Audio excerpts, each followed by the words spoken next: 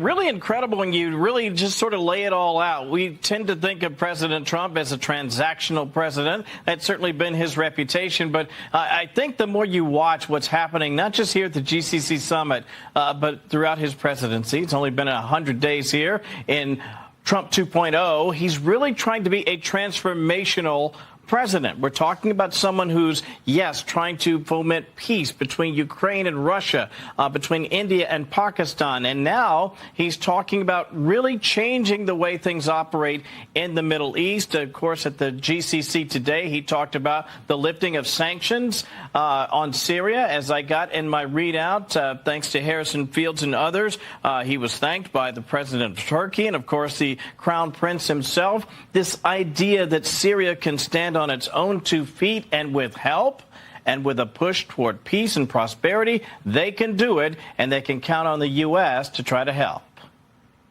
We're currently exploring normalizing relations with Syria's new government, as you know, beginning with my meeting with President Ahmed al-Shara, also ordering the cessation of sanctions against Syria to give them a fresh start. It gives them a chance for greatness. The sanctions were really crippling, very powerful. The Crown Prince, by the way, called the president's decision to lift the sanctions courageous. Meantime, the president also talked about some of the ideas of halting hostilities. I mentioned Russia and Ukraine. I mentioned, obviously, India and Pakistan, but also what's been happening over in Gaza, this idea that if Israel and the folks who are in Gaza can somehow come together and foment a peace, this will not only change the region, it could change the world. In Gaza, my administration shares the hope of so many in this region for future of safety and dignity of the Palestinian people. But that cannot happen as long as Gaza's leaders take delight in raping, torturing, and murdering innocent people. Can't have it. Ultimately, all hostages of all nationalities must be released as a stepping stone to peace, and I think it's going to be happening. A lot of things are happening. A lot of very positive things are happening on every front. Now, as you mentioned, Carly, the president is now on the move, or shortly will be. Next up, it's a trip to Qatar. That's the next stop in this trip, although there have been some rumblings that perhaps he could make a stop to see Adnan Alexander in Israel, which would certainly be apropos given what has happened to that young man and the incredible work to bring him home safely. An interesting time, to say the least, guys. Guess what day? Guess what? Guess what? Woo, woo! What is that sound? It's the sound of a landlubber. What have we found? It's our Qatar brothers from another mother. Ahoy, my brothers, your marvel is perfecto. Welcome aboard, join us for more whiskey in the jar. And guess what? Guess what? Everything will be okay. Guess what day? What day? It is. It's hump day. Get it on!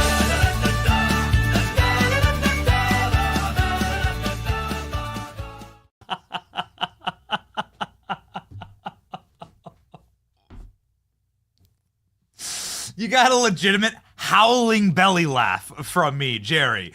Jerry, who also, I guess, works in Saudi Arabia because he was shouted out yesterday on the stream. Everyone's like, Jerry, come here, Jerry. Jerry, the meme maker, on this program, the only stream with a full-time meme maker to bring you beautiful hump day imagery like that. Today is hump day. Today is Wednesday, May 14th, 2025. We are live. So is President Trump. We're going to get to that in just a second, but damn, Jerry. Jerry was given a gift today. President Trump has a Camel motorcade.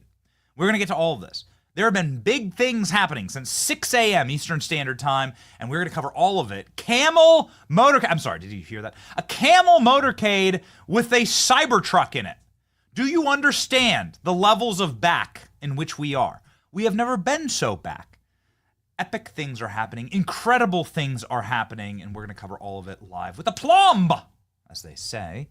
But well done, Jerry. Man, holy smokes. My Qatar, what is it? My Qatar brother from another mother? What is going on? There's actual camels in our Hump Day episode today. Trump arrives in Qatar, welcomed like a conquering hero king, with the Camel Motorcade. U.S. releases sanctions on Syria, and President Trump meets with the Syrian leader, somebody who had a bounty on his head for $10 million just a few short months ago. Now President Trump's meeting with him. The world is a-changing, and that's a good thing. We're going to talk about all of that.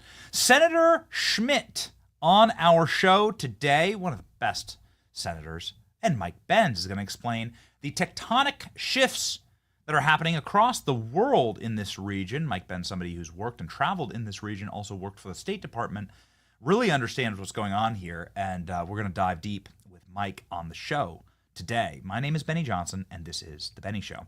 Quick show note here before we cut to Trump live right now, changing the entire dynamics of the globe. Of course, no president has ever visited Qatar, and so we're going to tune in live to President Trump, plus a press conference that happened very early in the morning, like 2 a.m. our time, but we're going to bring it to you, ladies and gentlemen, aboard Air Force One. Some incredible iconography and imagery here, and a big question that we have for you. Pinned to the top of the chat, well, at least it should be, ALX, the poll for today. Do you want our show to start at 10 a.m. Eastern Standard Time every single day? This has been an exciting couple of days, and we've been starting early, between 9 and 10, in order to cover President Trump live, as we will be covering today. Do you wish for our stream to start at 10 a.m.? This might actually work out better for us because there's a lot of news that happens in this hour. We want to take it live. We have the best production team on the planet. I'm not trying to be braggadocious here. We've endeavored to build and invest in the best production team so that you never miss anything. But there are things that happen all the time, and it's very dynamic. And so let us know. There's going to be a poll pinned. There it is. A poll pinned to the chat. Would you like for us to change the official time of the stream? Let us know. We know that everybody has different schedules. A lot of people watch in different time zones. Every time we do Super Chat, somebody from New Zealand Super Chats us, Australia, people from like Bangkok. So I don't even know what time it is there. But for here in the States, where the dominant majority of our audience is, what do you think? Okay, what would you like to see happen? We are a show that is built around you. We are a show that's built because of you. We will never take you for granted. We will always listen to the chat, and we will respond, ladies and gentlemen, okay? So let us know. The question is live right now. I'm going to vote myself. There we go. Boom. I just voted. There it is, the chat. I have 3 chats in front of me right here, and we're always listening and watching the chat. We freaking love you. We're going to have a rowdy time today. Wait till you see the Camel Motorcade. Okay. Ladies and gentlemen, Donald Trump is securing the financial, fiscal, and relationship future of the United States all across the Mideast right now, and it is a beautiful thing to see. You should secure your financial future right now with my friends at Advantage Gold. Advantage Gold is who I trust with my money, who I trust with my investments. I don't trust Washington, D.C. I don't trust our bureaucrats. I clearly don't trust the management, the fiscal management of this country, ladies and gentlemen. No matter who's in charge, things have been broken. Right now, millions of Americans are watching shaky ground with their retirement. The system is certainly broken. This could be your way out. Consider this. You can legally move your IRA, 401k, or TSP into physical gold and silver assets that have helped protect wealth throughout every major economic crisis. Advantage Gold is, again, who I trust. They're showing up for everyday Americans. They can show you how to do it. A free info kit is available to you, plus up to $1,000 in free silver bonuses if you qualify. You need to text Benny to 85545 to learn how to get help breaking free from the broken system. Text Benny to 85545. Send that text right now. Data and message rates apply. Performance may vary. Always consult your tax and financial professionals. Okay, ladies and gentlemen. Freaking awesome stuff. Incredible stuff happening. It's an amazing thing that is going on right now. Okay, let's jump in. We have so much to show you, so much that has gone on probably while you were sleeping and while I was sleeping in Qatar, but we're going to show you live right now. President Trump is inside of the Emir of Qatar palace in Doha. President Trump sitting at a desk and is going to be signing a trade agreement and a standard order of cooperation. حضرة صاحب السمو. God, the most master, the most compassionate, Your Highness Sheikh Tamim bin Hamad Al Thani, Your Excellency, President Donald Trump, President of the United States of America, Trump. representative of the media. Okay, it's going to be a rough translation there. Distinguished guests and members of the media. سنشهد الآن التوقيع على اتفاقية في مجال الطيران بين دولة قطر والولايات المتحدة الأمريكية. اتفاقية لشراء طائرات. Now we will see the signing of the agreement of buying aircraft from Boeing. His Excellency Badr bin Abdul Amir will right. sign from the Qatari side, and Kelly Ortberg will be signing on behalf of Boeing. Between the state of Qatar and the United States of America. Boeing purchase agreement signed on behalf of the state of Qatar by His Excellency Badr Mohammed Al Mir, CEO of Qatar Airways Company, and behalf of the United States, Kelly Ortberg, President and CEO of the Boeing Company.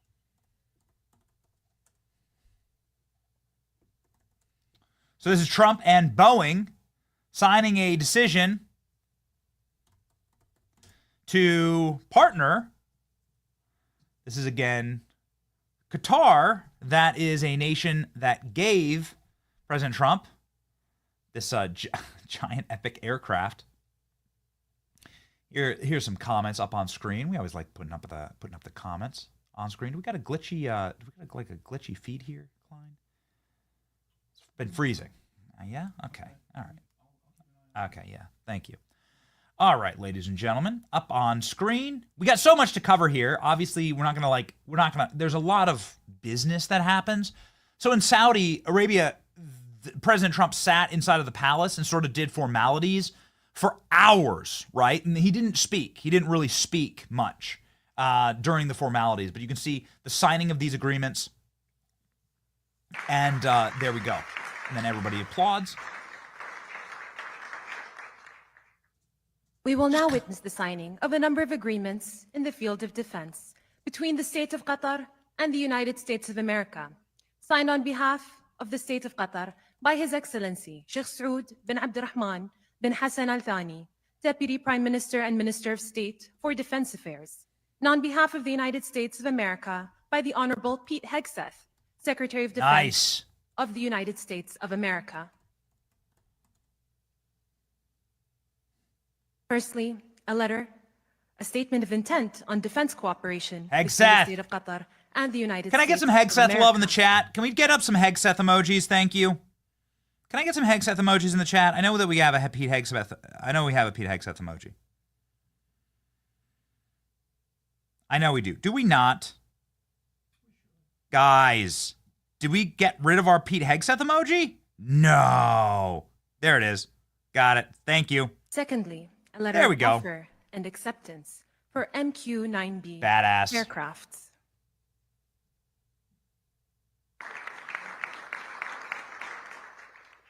Great. Pete. There you go. Thanks, chat. Thanks for And a reminding me, letter of chat. offer and acceptance, FS Lids. That's Pete Hegseth with his American flag Thank you.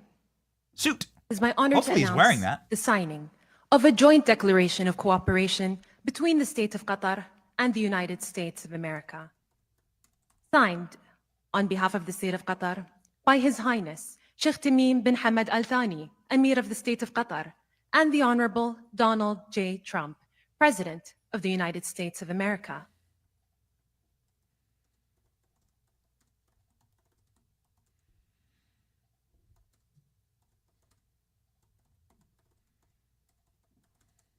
Base. Okay, so I'll never talk over President Trump, obviously, right? That's the rule of the show. But I want to just wax a little poetic here. President Trump is changing the world right now. No president has ever visited Qatar. No president has ever gone here.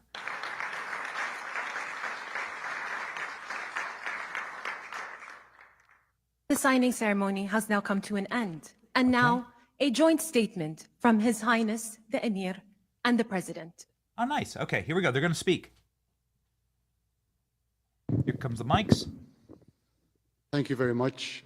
We had a couple of hours of great meeting with the president, and we discussed many issues. Speaks good English. Our great bilateral relationship and also the situation in the region. Of course, I think after signing these documents, we are going to another level of relationship between Qatar and the United States. So I just wanted to thank you, Mr. President, again for this historic visit. Thank you very much, sir.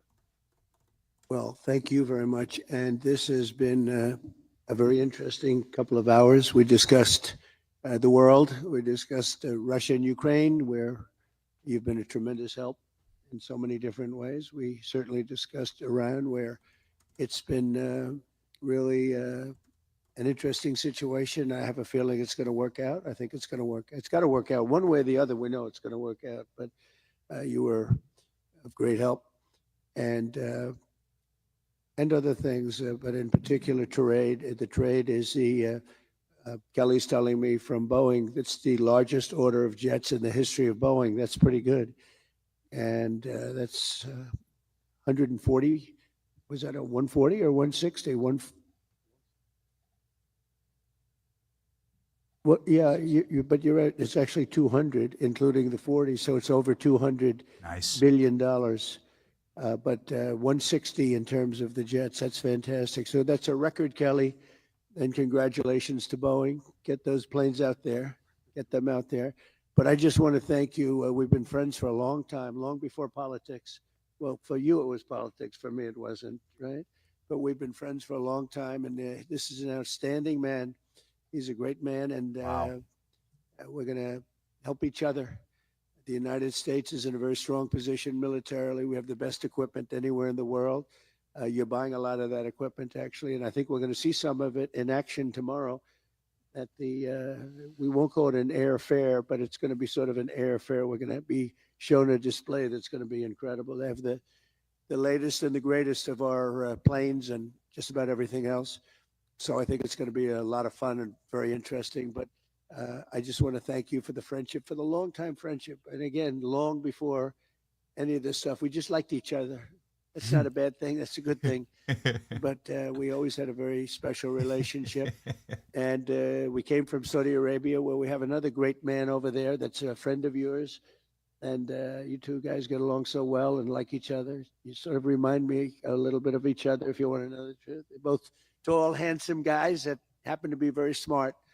But he's also a very special guy, and it's good to see all the relationships forming in the Middle East, because the Middle East is really being talked about all over the world, and we're having a lot to do with it. We're helping a lot, but they're doing a tremendous job. So I just want to thank everybody very much for being here. I want to thank the media.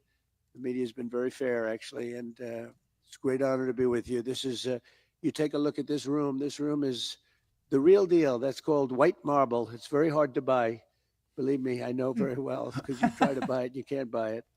And you just take a look at what you have here. It's been incredible what you've been able to build as a nation. And we're with you all the way, and you know that. Beautiful. Thank you. The ceremony has now come to. Beautiful. Look at Trump getting the chair pulled for him. Commenting on the white marble. Here comes the administration. You can see Susie Wiles there. Okay, well, there we go. They cut away. But you can see all the members of the administration. I love seeing Pete. I love seeing Pete get brought out, signing the agreement to do a defense agreement with Qatar. Do you understand how huge this is?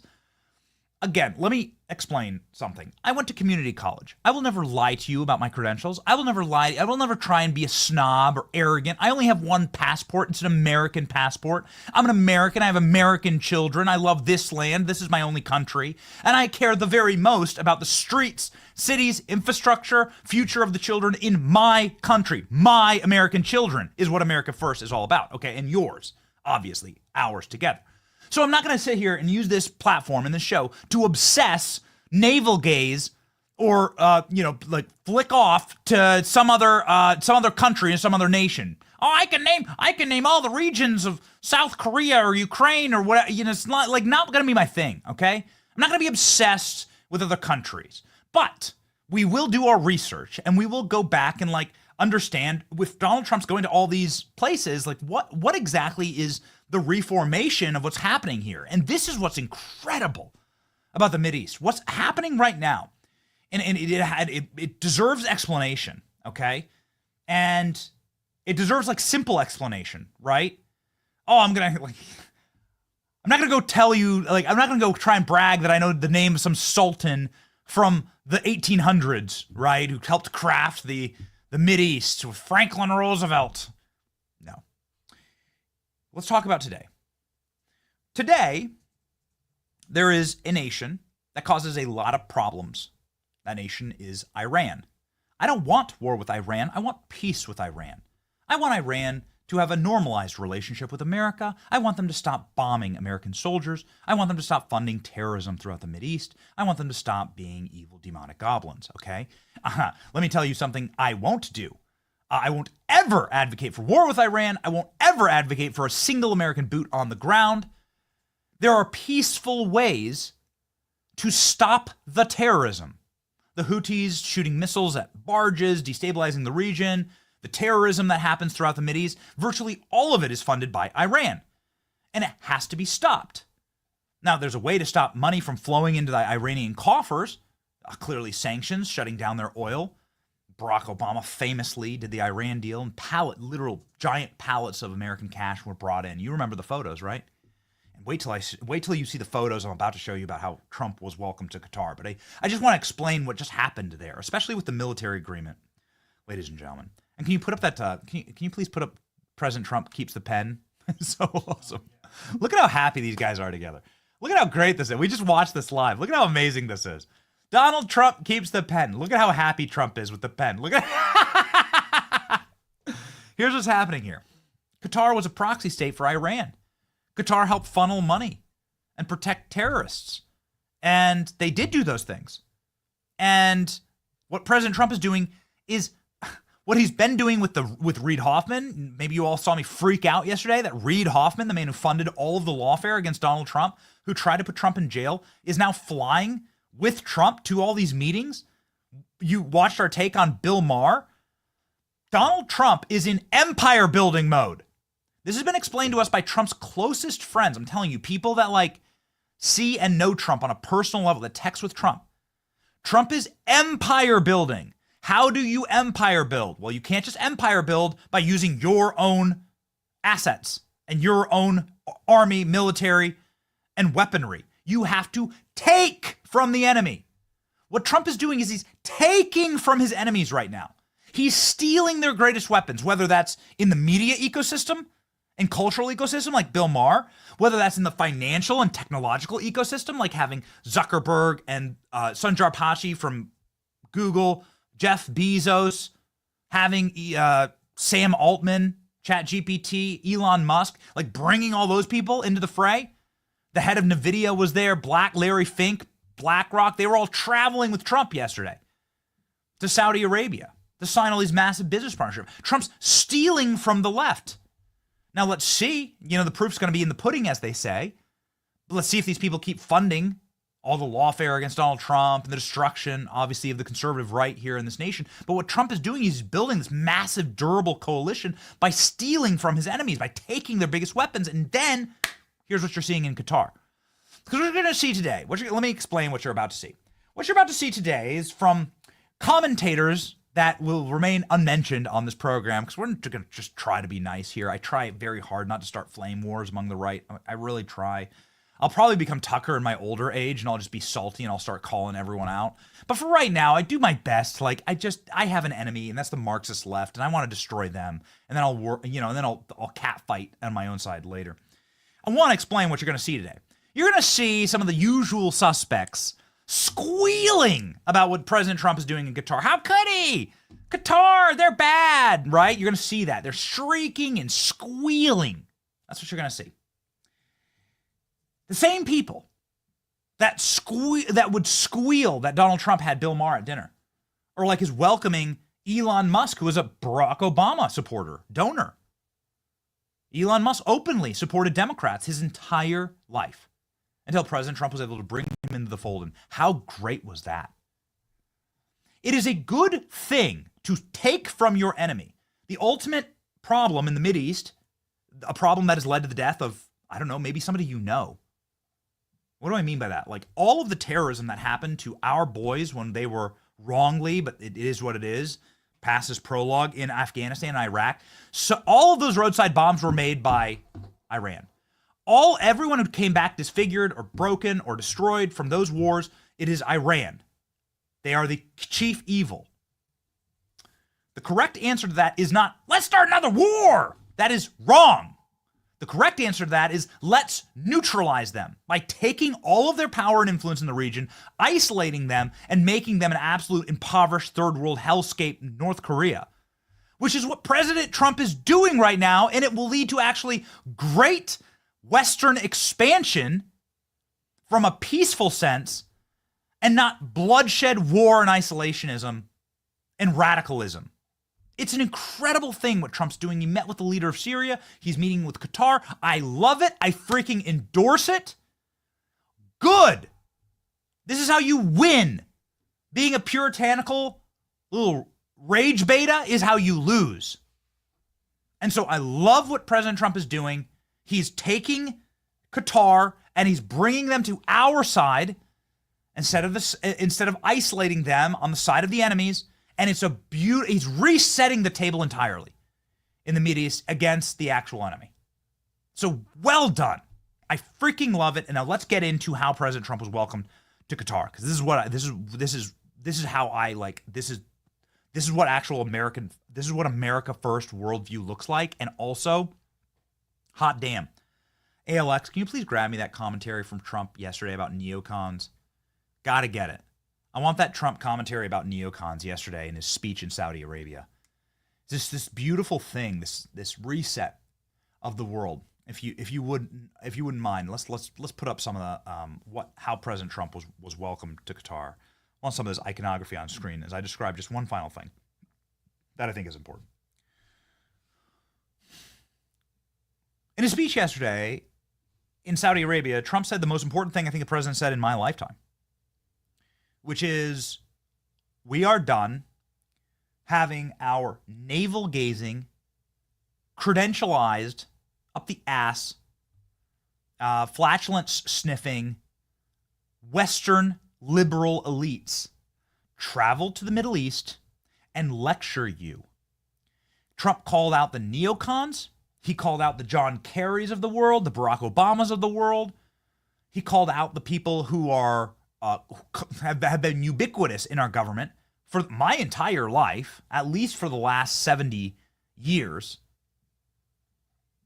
who have decided that what American policy is going to be is we're going to travel around the world and lecture them and wag our fingers at them about how stupid they are and how smart we are, and how if we just bombed their countries to rubble, we'd rebuild them, and every single Middle Eastern country would be like Santa Barbara. That's not how it works, jackasses. That's literally not how like God designed people to live, in fact, right? Like it's never worked like that. And every single nation that's tried to export, empire and values beyond their region of influence, it breaks them. It drains their treasury, and they become like broken shells of nations. Just go check in on England, right? Just go check in on England today versus England of 200 years ago. It's such a wonderful thing that President Trump said. It's such a respectful thing, and it's something that's going to forge these. We talk so much about manifest destiny, about self-determination. And President Trump saying, like, we are done with an elitism, egalitarian class. We are going to let you are allowed to rule yourself in your own way, with your own customs, your own traditions. And we're not going to lecture or scold you like a bunch of snobs. We'd rather instead find partnership capacity and business capacity and open both our nations to cooperation. Boy, that's how you actually bring peace throughout the world. That's how you actually create a lasting peace. It's a wonderful thing that President Trump said. Do we have that clip? All right. Why don't we just go there? I don't want to revisit everything because there's too much awesome stuff. Klein's been cycling through some of the kick-ass stuff that's been happening, including the Camel Motorcade. I will get to it. But if you don't mind, just because we've studied this and just for a little bit, right? We're no experts, but we just studied it so that I can understand it and we can understand it together, right? Just as observers of the news, okay? That's all you really need. You don't need the name of every tribal leader, all these dorks out there. I know every tribal leader name. Shut up. Okay, we just need to understand what are we getting out of it, right, as Americans? Because we're America first, right? Don't got another passport. Not going to try and bankrupt and fleece this nation for all it's strip mine this nation for all it's worth, so I can go to my other nation, right? So I can go to my other country that I live in. Like, that's not how it works for me, and it's probably not how it works for you. So this is the kind of stuff that I care about: security at home. And here it is, ladies and gentlemen. President Trump, with his the dominant part of his speech yesterday. It's so important to revisit. It's the only time we're going to revisit something that Trump said yesterday, and then we're going to jump into what President Trump is doing right now. Okay, here we go. The transformations have been unbelievably remarkable. Before our eyes, a new generation of leaders is transcending the ancient conflicts of tired divisions of the past and forging a future where the Middle East is defined by commerce, not chaos, where it exports technology, not terrorism, and where people of different nations, religions, and creeds are building cities together, not bombing each other out of existence. We don't want that.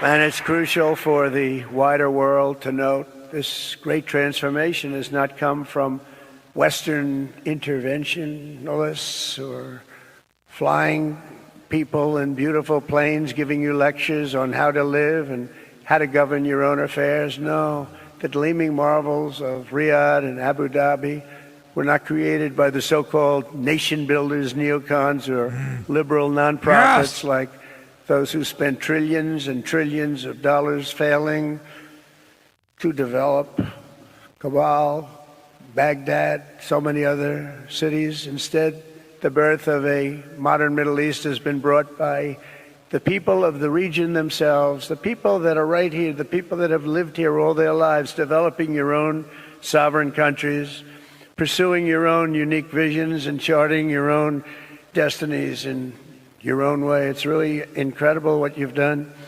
In the end, the so-called nation builders wrecked far more nations than they built, and the interventionists were intervening in complex societies that they did not even understand themselves. They told you how to do it, but they had no idea how to do it themselves. Peace, prosperity, and progress ultimately came not from a radical rejection of your heritage, but rather from embracing your national traditions and embracing that same heritage that you love dearly.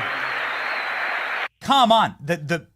Okay, there's a meme going around right now on Saudi TikTok, actually, of can you grab that still image? It's Mohammed bin Salman going like this to Donald Trump. It's going viral right now throughout the Mideast. You've never seen anything like it. I got chills watching. I'm sorry. I apologize. I'm not trying to crash out on stream here. I'm just like, I get chills watching that. I'm witnessing peace in our time. Get Mohammed bin Salman going like this he goes like this, like my heart goes out to you, like I love you, to Donald Trump. And then the dude poses with the Trump thumbs up. Can you grab those photos? It's so epic. This is the most powerful Arab in the world. Like, there's no doubt about it. You can't even make an argument. It's the most powerful Muslim on earth is Mohammed bin Salman. And he's sitting here with a thumbs up with Donald Trump. Producers, grab me that. With a thumbs up. He's doing the Trump thumbs up. He played Lee Greenwood, and then he played YMCA. And he did the Trump thumbs up. It's crazy. And then he does my heart goes out to you. He does a love Trump. It's crazy. It's wild. What a special time to be alive, man.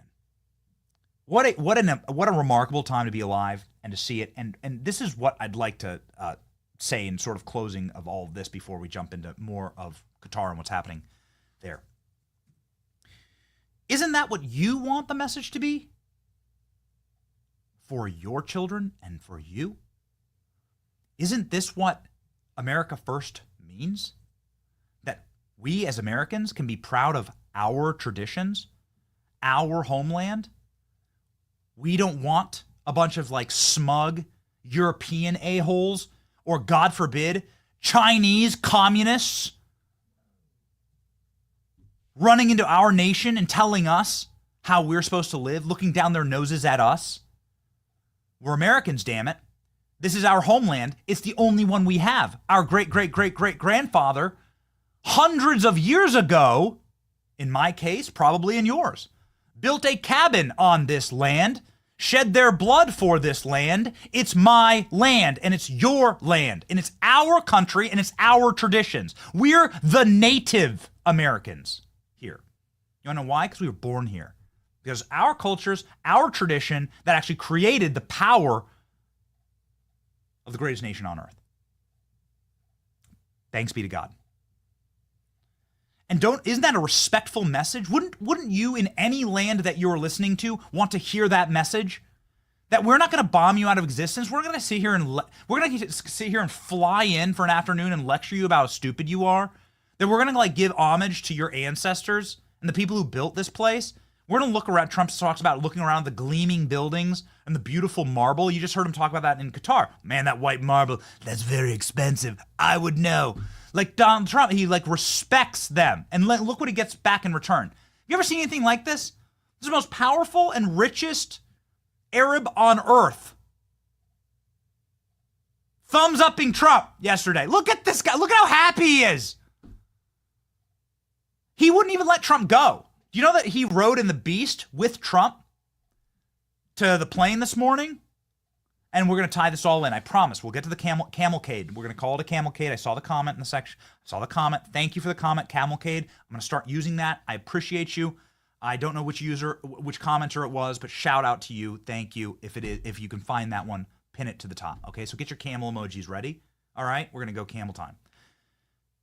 Look at the guy. Not that one, the other one. No. The one where he's doing the actual motion, please. Thank you. There it is. This is going viral all across. Social media because no Saudi, no Arab has ever seen their leader do this. He's literally. Do you have the clip? He's literally like giving a hug, a heart to President Trump. Look at that. Don't you want that for your country? Aren't you tired as Americans of hearing somebody come and lecture you about how backwards you are because you live in the South or because you live in West Virginia or because you like college football or you like to go hunt? Aren't you sick of it? What a beautiful thing. It's called self-determination. It's actually what our country was built on. Boy, it's absolutely life-changing to hear it. And this is why Donald Trump is being greeted like a conquering hero. Look at Mohammed bin Salman in Trump's vehicle. By the way, this is not allowed, okay? Like the king doesn't travel in foreign leaders' vehicles. Not only that, the king doesn't go to the airport to meet people. In his kingdom, people go to the king, like Joe Biden had to, in a humiliating way. Joe Biden was met by interns at the airport with a fist bump. Here's the king traveling around the car to Trump. Not only traveling in Trump's car, but going around the vehicle, crossing behind Trump when he's leaving the country. What love. What respect. Aren't you proud to be an American? Isn't this what we want? Do you really want a leader that goes to Saudi Arabia with a country, an economy that works for them and that was built in their traditions from thousands of years ago and like lectures them and sneers at them? Or would you rather this? Somebody who gets respect. And oh, by the way, when the leader is standing there, thumbs upping Trump, when the leader is standing there, man, that's a beautiful shot. Boy, this was Trump leaving Saudi Arabia, by the way. This happened very early. This would be happening very early in the morning our time, about 3 a.m. our time. This is President Trump leaving Saudi Arabia with the king, with the crown prince there. Look at this. They're like They're like bros. This is like watching Dana White and Trump at UFC ringside. They're bros. By the way, when are we going to get UFC Saudi Arabia MBS ringside? Let's do that. We'll go to that one, Klein. Okay, all right, we'll do that. Look at Trump. Look at him go. Look at that. Thanks for playing this, guys. Look at that. Look at him. Look at him pointing at each other. They just did an air fist. They just look at. My heart goes out to you. Beautiful. Don't you want this? Let me tell you what this means. This means that they're going to kill less Americans in the Middle East. This means more security for your sons and daughters. This means more financial and economic security for your sons and daughters. This means more investment in America. Donald Trump's leaving with $1 trillion investment in America. Trump said it's a 2 million job trip. He's creating 2 million jobs for Americans by doing this. Do you know how good this is? Yes, it looks great for Trump, but this means something for you. This means that you'll be able to travel that region if you'd like to someday. If you want to go there, it means you're safer. It means you may be able to play on their beaches or visit their cities someday if you wish, if that's something you'd like to do. And you're not going to be killed. You're not going to be targeted. In fact, anyone that would dare harm a hair on an American's head, by proxy of what Trump has done in this relationship, they're going to get guillotined, all right? Because there's different rules over there, right, for people that do bad things. Isn't that good for us? I mean, I am going to go berserker mode on the sneering, sniveling little piggies in our country that somehow can hate on this. I'm done. I'm done with those people. What President Trump is doing is magisterial. It's so valuable for our nation. We should be so proud of it as Americans. This is what you want to see. That's just such an awesome thing. I'll move off from Saudi Arabia here. Just put that one up, Klein, will you? Boy, it's a beautiful thing. This is the Emir of Qatar greeting President Trump in the suit, in the model of Saudi Arabia. How special is it that our president gets treated with such respect? These kings, please, let's move into the Qatar thing here. These kings are traveling in their kingdom to meet our president. How special is it? Does Trump speak here? Is this the clip where they speak? Very fine. I want the clip where he says this is the first time the president's coming. And ALS, I'm going to move into all the because it's freaking awesome. Okay, let's not get ahead of ourselves. All right, let's freaking go. Okay, that's why it's important. That's why I care. That's why you should care too. That's why you should be really, really proud here. All right, Qatar jets escort. Okay, let's just go. I'm going to use the script here. Let's rock and roll. And if there's not a full Jerry, if you don't have like a full, I want the camel parade with that like music that was in the open here. You're going to get the camel, guys, we're going to deliver on the camel motorcade, the camelcade. You're going to get me your music, and I want that under the camel motorcade. Are you guys ready? No other show will do this for you. So freaking awesome. Look at these jets. Get the Scavino clip, will you? Producers, you better be snappy, all right? You better be snappy. I'm going to start asking because I've been up very early oogling these clips, thinking about how important this stuff is. Look at these jets. Look at these jets traveling in, flanking Air Force One. It's so cool. Get me the Scavino clip. Go, go, go. The Scavino from outside of his window, looking at the jets flanking Air Force One. That's fine. There's another one, though, guys. There's another one where it's actually out the window. Or maybe Margot Martin. Margot Martin, also a good one. This is a cool one. Here's Trump actually watching the jets. Give me Margot Martin. There's one. That's great. This is so cool. So when Air Force One enters the airspace, and they don't do this for everyone, they actually give them a military procession in the sky. How awesome is this? Donald Trump making, essentially saying that they're going to be doing a massive air show for him soon in Qatar. Pretty freaking cool. This is, they did this in Saudi Arabia. These are F-16s, and President Trump getting an honorary military escort down to the airport. How cool is that? Happening now from Dan Scavino. President Trump is looking out the window of Air Force One as we enter Qatar airspace with fighter jet escort landing shortly in Hamad International Airport in Qatar. Let's go ahead and watch this. Here's the clip. And that's President Trump watching himself. How cool is that? Look at that, man. That's just badass. It doesn't look real, right? It just is so cool. It just doesn't look real. So Donald Trump arrives. Donald Trump, he lands, and the emir, not the king, it's called the emir of Qatar, greets him, and they're on the tarmac. Let's go ahead.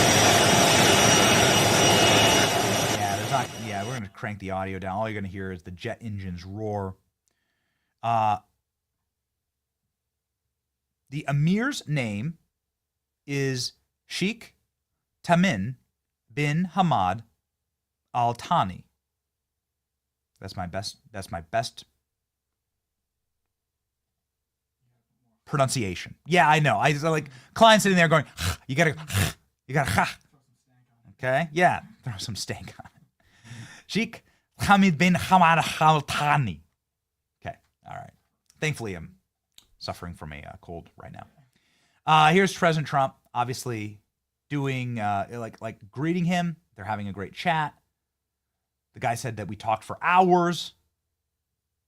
Guy's got to be pretty freaking tall. Donald Trump's every bit of like 6'3". This dude's taller than Trump. So here they are going to the car. Obviously, there's no audio. We can't hear any audio. All you're gonna hear is the jet engines roar. But another like great honor that President Trump has joined in the he's not joining the motorcade here. That was pretty special that the king of the Crown Prince of Saudi Arabia joined Donald Trump in the motorcade. That's not normal. Having the emirs meet President Trump at the airport, that's not normal. This is just deep respect from these Arab nations. And then get a load of this. Here we go, ladies and gentlemen. The Cybertruck motorcade. Now, what a genius move. Elon Musk is traveling with President Trump. ALX, have we seen Elon Musk today? Have we seen Elon today? Nobody's a better Elon spotter than the great ALX, executive producer of this program.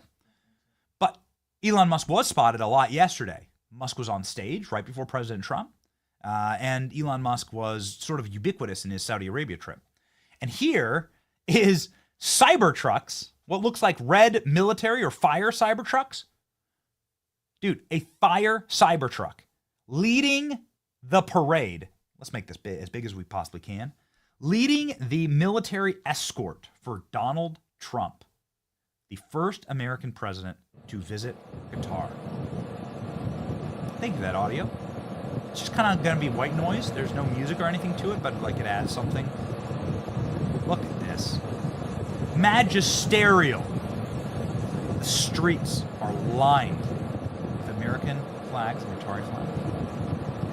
Do you understand the power of what's happening here? Do you understand that like Donald Trump is taking our enemy's greatest weapons, isolating our enemies, bringing peace and American hegemony and dominance to the region? But not dominance as in like we're going to conquer you, but dominance as in like we want to be your partners and respect you and your traditions. How freaking awesome is that? The red Cybertruck. Cybertruck motorcade. Dude. Okay. So motorcade arrival. Now, producers, I want to go hard in on these camels. Get me as much camel content as possible. We've been hyping this. It's in I've never seen a camelcade. Do you understand? We've made a new word, and I want to just thank the chatter, all right? There was someone in the chat that said camelcade, all right? And whoever that is, big shout out to you. Get ready. Jerry, do we have our camel song? Jerry! Here we go. Here's the motorcade arrival.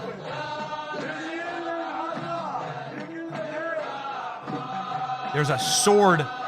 This is a sword dance. This is Donald Trump's arrival at the palace. Men on horseback carrying American flags. Can we have more of that in America, please? We used to be a proper country. That's right, damn it. Look at this. How cool is this?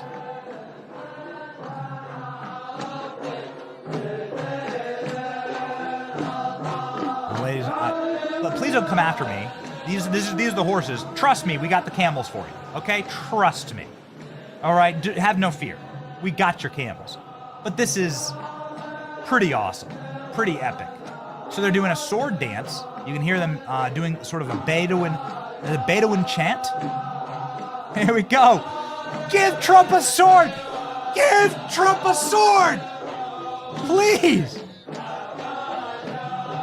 Look at him go. How cool is this?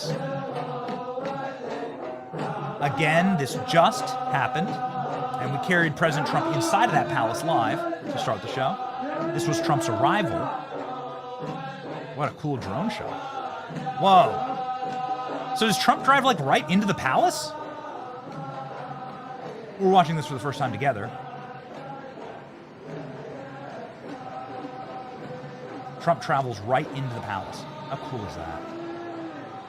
The dudes were doing a sword dance outside. Give Trump a sword! So cool. And we'll watch President Trump here. He greets the he pulls up and he greets the emir. And then Trump, and then we've played this. He greets the emir. Ladies and gentlemen, I'm sorry, producers. I think there's a moment where the emir says to Donald Trump, "This is the first time a president's ever been here. We're so thankful for you." See if you can find that. But before we get to that, the camelcade. Okay, here we go, ladies and gentlemen. And producers, we better show it. Here we go. This is the camelcade. I know there's more clips of this. So we better be hunting. And Jerry, if we don't have the camel music video, guys, there's a clip of this that I sent to our breaking news chat that has more of the camel motorcade in it. That's fine. Don't worry. I got it, boys. A lot happening here. There we go. All right. A lot happening. Okay. So here we go. This is the official camel motorcade clip. This is, Jerry, what you should have put the music under. But let's play it. Look at this. Just incredible. Load it, and then let's watch it.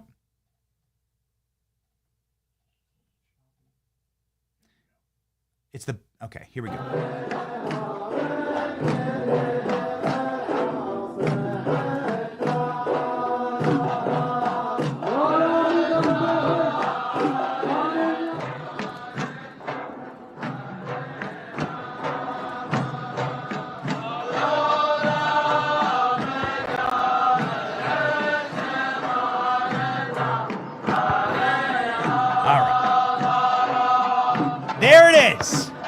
There it is. The Camel Motorcade. I have never lied to you and I never will. This is President Trump getting an official Camel Motorcade.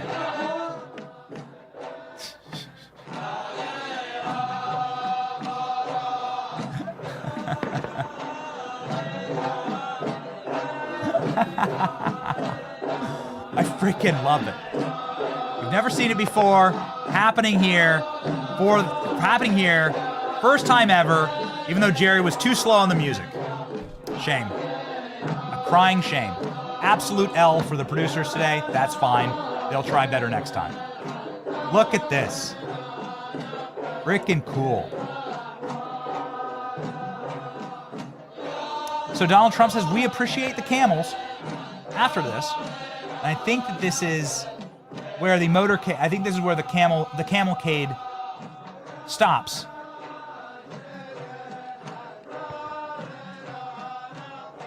All right. Okay, and then this is where it picks up. Producers, you cut the camelcade. That's fine. Here we go. But just a reminder that Donald Trump got a camel motorcade. There it is, right there, confirmed. Now, President Trump really appreciated this. President Trump actually, in his commentary this morning, said, we appreciate the camels. This is something you've never heard Trump say before? The job you've done is second to none. You look at this, it's so beautiful. As a construction person, I'm seeing perfect marble. This is what they call perfecto. And just a great job you've done, and what a beautiful place. And we appreciate those camels. I haven't seen camels like that in a long time. And with some greeting, we appreciate it very much. We appreciate the camels. And then the Emir of Qatar says, "You are the first American president to visit Qatar. We are so very honored." Look at nothing but respect. Let's go. We're extremely honored to have you here. We're very excited, very happy. It's a historic visit. And I don't know if you know that you are the first American president to officially to visit Qatar. Right? So we're very honored. We're very honored. So, ladies and gentlemen, even though Jerry took a little too long to put the song under the camels, and the producer took a little too hard to find the camels, it's fine. It's fine. We endeavor always to deliver to you high quality live content as best as we possibly can. So here, Jerry has delivered the Camelcade, the full Camelcade, no, Jerry, you're going to have to go back through and get the actual camels in there. No, Jerry. No, Jerry. Try it again. No, we will deliver perfection. No, Jerry, take the new camel footage and add, I want a full Camelcade video. There it is. This was the Fox News coverage of it. Did you load this one, Klein? Yeah, I'm sorry, guys. I'm just going to go off on the Camelcade. We're just going to go off on the Camelcade. I've been going on about it the entire show.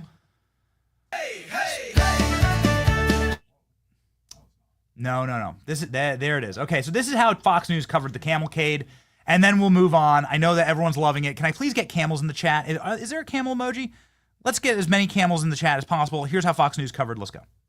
It is 2:46 in the afternoon in Qatar. He just landed moments ago at the airport. Apparently, they will have a state visit today. Tonight, they will have a state dinner at Lusail Palace. Right. This is traditional from that culture. They did this also in Saudi Arabia in the last trip. I remember that. And if you look closely on the overhead shot of the camels, you'll see those signs that say, please, you're responsible to clean up after your camel. So if you're on that camel, you have to get down off the camel. Get off the camel and clear up. Just grab the hump, hop down. This is all the pageantry that the president loves. I mean, it's just a beautiful sight to see this happen. Different cultures coming together. And it's all for peace right now. We talk a lot about the economic development, but I think the big headline is peace in the Middle East. Will we finally obtain that under this administration? Looks very developed. Looks beautiful. It does. I mean, very people, hot. I mean, that is a place where the rich go, and you see a lot of sports development in the area. And now you see the president of the United States. This is one president that says, I love this stuff. Yeah, he will tell you. Yeah. He loves the pageantry because he understands, too, that they're showing respect to the country. That's right. This isn't for Trump Tower. This is for Trump Organization. For America. They're showing respect to the country. And I think right now the Gulf states are very intrigued about what could be happening next. They want to live a world in which they're not so dependent on their oil reserves because they know they're finite. Yeah, the current leader of Qatar is Emir Tamim bin Hamad Al Thani, and he's been the emir since 2013. His father was the emir before him. They rule the House of Thani, and their estimated family net worth is $335 billion. This is one of the richest countries in the world because of the vast oil reserves and natural gas. You know, we're not used to seeing the beast not surrounded by Suburbans that are blacked out, but he's getting the escort by the camels as well as the horses as well. And as Brian noted, he loved the pageantry. And it's right, because you see the American flags right there. This is not about just Donald Trump. This is about bringing peace to the world and America being the leader again. Look at the city in the background. It's beautiful. Okay. Here we go, ladies and gentlemen. So we have the official Camel Motorcade meme that Jerry has put together. Jerry says he loves a job where he has to make memes in real time for this wonderful audience. This is our respect. That's right. This is like this is a first. So we're just gonna roll with it. We also have President Trump doing a live press conference, live press conference from inside Air Force One that we're going to get to, as well as our wonderful and esteemed guests. Okay, so let's begin. The Camel Motorcade official meme for the program. Jerry has put it together for you, especially first time you're watching it, first time I'm watching it. This is the Jerry Camel Motorcade with music, Camelcade. Let's go. Hey, hey, hey.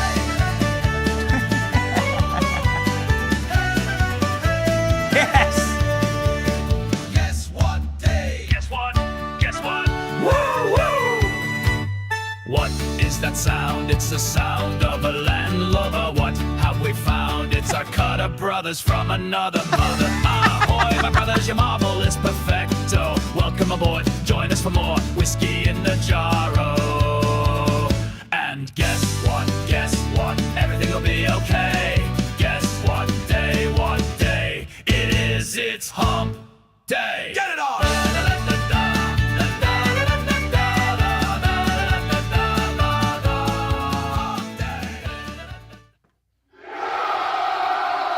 I love it. I love it. No other show will give you that style of a shout out in the chat. Big shout outs in the chat for Jerry. Okay. Well done, Jerry. Okay. Fantastic. All right. So that's our official coverage of the Camelcade. Okay. I know there's other things going on, but we had to take a moment. The official coverage of the Camelcade. Can we make that normal in motorcade processions? Can we make more horses and camels in the motorcades? Thank you very much. Qatar signed a multi-billion-dollar deal with President Trump and CEO of Boeing. Qatar Airways will buy over 150 aircrafts from America's largest aircraft manufacturer, the largest order ever in Boeing history. This is just delivering value for money. This is just delivering jobs for Americans. Boeing is a operation in South Carolina. I know that they still have some operations in Seattle. They also have a location in Wichita, Kansas. But big time South Carolina, big time like red state jobs kind of thing right here. Good job. Major American manufacturing jobs locked in by President Trump in Qatar. So well done. And we played you President Trump live. He hasn't been live yet. But we also want to salt the libs. I know we just put a bunch of camels up on screen. And I know we got other things to get to today, but we have one final little Qatar clip. And I think there's going to be more that rolls throughout the day, but like one final little clip here. On CNN, for the first time ever in American history, a CNN anchor has been called out to her face for having Trump derangement syndrome. Let me set the table. Qatar gave President Trump a very nice gift. It's a big airplane. This airplane is called the Flying Palace, and we can get some photos of it up. This airplane is being shrieked and screamed at about by libs because they don't like it, I guess. They just want Americans to be demoralized and depressed. And by the way, I'm depressed. Do you see what the streets in Qatar look like? Do you still have the Cybertruck clip or some of the motorcade clips? Like, I'm depressed. Why can't our streets look like this? Aren't we the most powerful country on earth? Why don't our streets? Do your streets look like that? My streets don't look like that. Qatar's streets look like that because Qatar spends money on their own people. You understand the difference? Qatar wishes to spend money on Qataris, right? They wish to build up their own infrastructure and make the places in which they all live a nice place. That's what moral leaders would do in this country were we to have moral leaders. Instead, our streets look like literal war zones. Detroit, some of the collapsed, truly impoverished and sad cities across the Midwest. Our streets, our cities, look like they were on the front line of World War II or Ukraine.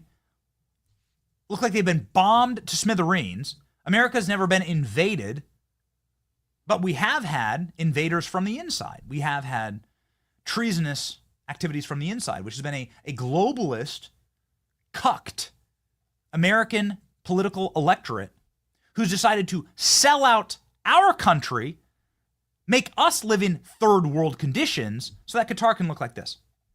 This is what it looks like when you spend your money on your people.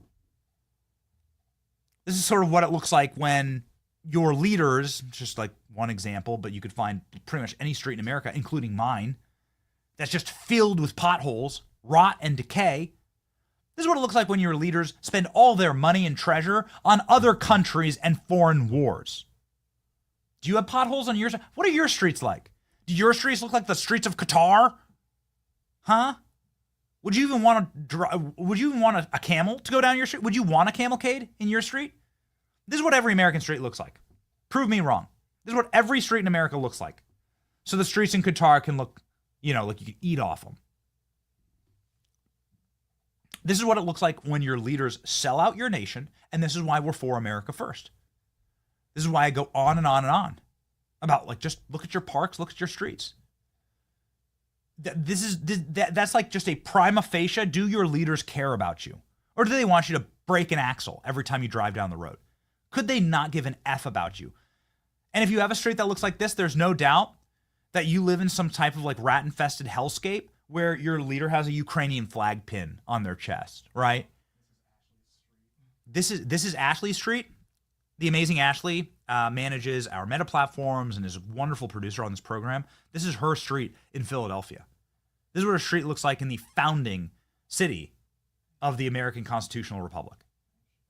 There you go. Thanks for all the billions you sent. Thanks for $200 billion to Ukraine and we everywhere else, so that your streets look like that, so that Qatar's streets can look like this. Yeah, we have a despicable rat bastard political class here in this country. Doesn't that make you a little angry? Doesn't it make you a little angry? Are there any streets in America that look this nice? Yeah. There should be. If we just spent a scintilla of our foreign policy, USAID budget on Americans, then that's what this country would look like. Anyway, here's what the plane looks like that Qatar gave Trump. It is a flying palace by every measure. It's one of the most beautiful, nicest planes I've ever seen in my life. I mean, look at this. So President Trump says he's going to swap out Air Force One for this. I mean, what the hell is this? Are those skulls on the wall? Wait, are they really? No way. That's freaking badass. Bro, that is very dope. This plane has what the kids would call aura. And this looks like it's in some type of nightclub scene in a James Bond movie, right? This looks like some Casino Royale activity. Well, no way. They gave Trump a skull-filled... So the skulls of Trump's enemies are pinned to the wall. Well done. Okay. Well, there you go. There's no way. Is this the actual plane they gave us? It's incredible. Oh, man. We're living in a movie, man. We're living in a movie. Look at this. Those are thrones. Okay, those aren't seats. Those are thrones. All right? All right. So libs are losing their minds over this. Here's a matter of fact. When Barack Obama opens up his library, there'll be a wing called American Treasures. And this is a wing that is in every presidential library, where the president displays gifts that were given to him from abroad. Some of those gifts include bejeweled swords and crowns and golden ornaments. Some of those gifts include love letters from Kim Jong-un and so on. This is something that's normal. The presidents don't get to keep these gifts. Okay, that would be profiting off the presidency, because some of these gifts are worth hundreds of millions of dollars. And so what this is a gift from a foreign nation. It happens to be a very expensive gift, but it is a gift nonetheless. It's permissible and legal. It's not normal. It's what's been happening since the presidency existed and was created 250 years ago. Foreign nations have given honorary gifts to the president. They don't keep them. They put them in their libraries. You can go travel to what was the last presidential library I went to? Richard Nixon Library. And there were bejeweled, crowned, ornamented gifts of very, very high value that were handed to Richard Nixon. Probably millions, tens of, if not hundreds of millions of dollars worth of treasures from abroad that Richard Nixon was given. This is the same thing. Can Donald Trump sell this plane and make all the money? No. Can Donald Trump use this plane after his presidency? I think no. Unless maybe he could buy it for fair market value. Did Donald Trump say that this plane is going to be put at his presidential library? Yes. Which is why he said that. Because this is considered a gift. Again, an obscenely expensive gift, but a gift nonetheless that's been totally permissible throughout all time. And when Barack Obama opens up, probably not in my lifetime, because he used DEI construction companies. But when Barack Obama opens up his hideous, brutalist, cement blob of a presidential library, there will be a wing that have that are treasures that were given to Barack Obama while he was president. And they'll be very expensive because this is normal. But don't expect that to be something that people on CNN understand. This is what happened on CNN. A girl named Abby Phillips, who actually has a highly rated show on CNN, highly rated for CNN. Obviously, it's like still being beaten by Fox News at 2 a.m. and by our stream. But Abby Phillips is on CNN, and she's talking about this plane. And she's squeaking and squealing about it. And she gets called out by Mr. Wonderful to her face for having Trump derangement syndrome. It's beautiful. It's the saltiest salt I've ever seen. Please get out your salt shakers if you're new here. We do a segment called Salt That Lib, where we salt our libs because they're crying and they need the extra sodium.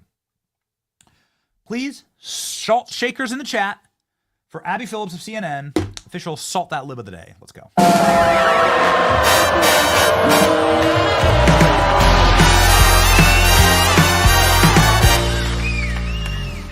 The United States Constitution would like to have a word. That's why people care. Yeah, right? People care because the reason that that's in the Constitution is to prevent the President of the United States from accepting things that are being perceived as bribes. What is the national The goal of the trip is not to get a giant gift that he can say belongs to him as president, but then he takes with him when he leaves the office. Abby, you have to distance yourself from Trump derangement syndrome. It's irrelevant to policy. It doesn't matter. Okay, what matters is, why are all these AI guys on this trip? Have you heard of the emoluments clause? Wait. Why do you have all the leaders? Kevin, no, seriously, it's a serious question. Have you heard of the emoluments clause? Do you understand that that is in the Constitution? He doesn't. No. And do you understand that even if you think that maybe it might be okay, how many fairies dance on a pin does not do policy. Incredible. Okay. All right. You have Trump derangement syndrome. That's what he said. Oh, mic drop. You have Trump derangement syndrome, he said. She's not going to like this. She's not going to like our Trump press conference. We have Trump's press conference. He hadn't done a press conference since starting the trip. Trump started the trip 3 days ago. He hasn't done a press conference. He did a press conference and took questions. Donald Trump did aboard his plane, aboard Air Force One. Not the new one, not the Flying Palace, although that'll be fun. So we're going to bring you that, ladies and gentlemen. We always let the president speak for himself, and we always carry fully if he asks and answers questions. This was en route from Qatar, from Saudi Arabia to Qatar. And so we're going to bring you that next, along with some of our excellent guests, Senator Eric Schmidt from the great state of Missouri and Mike Pence. But first, ladies and gentlemen, please consider Patriot Mobile as your cell phone provider. Please consider making the change today. The reason why is that, well, if you're flying on a plane from Saudi Arabia to Qatar with Donald Trump, your Patriot Mobile device will work because they're available on all major carriers. They're also a Christian conservative wireless provider. Based on our notes and our deep research, they're the only Christian conservative wireless provider in this country. There are a lot of woke wireless providers that will immediately turn on a dime to destroy our movement and our rights, and we've seen that, obviously. But there is only one that stands with the First Amendment, Second Amendment. Isn't that important to have a cell phone provider that stands with the First Amendment? I know Patriot Mobile personally. I know their owners. I know Glenn. They are deep patriots who deeply love this country. Make the switch today. Right now, go to patriotmobile.com/Benny or call 972-PATRIOT for a free month of service with the promo code Benny. Make the switch. Defend freedom with every call or text you make. patriotmobile.com/Benny. Call 972-PATRIOT. All right, ladies and gentlemen, let's rock and roll. Here's President Trump emerging and doing a press conference from Saudi Arabia to Qatar. It's not a long press conference, but it's really rich in what the president has to say, and we always let the president speak for himself. Let's go.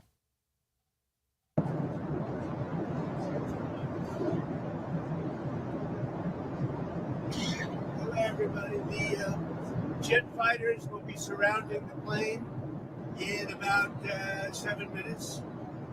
Oh, I heard they threw you out at the press conference. They tried, but Caroline stopped them. Caroline saved you. You're lucky. really let it control.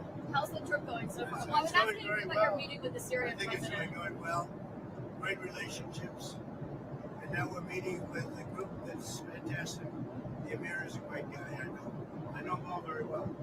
Who are you? You're going to be surrounded by 8 fighters, in about 7 minutes.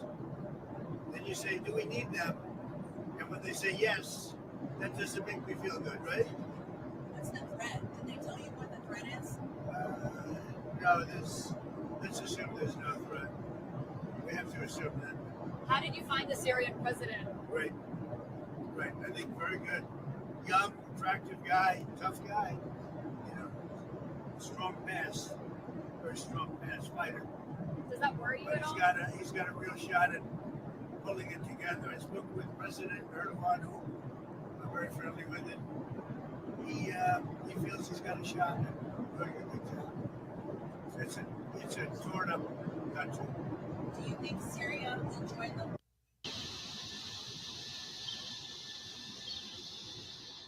What is this?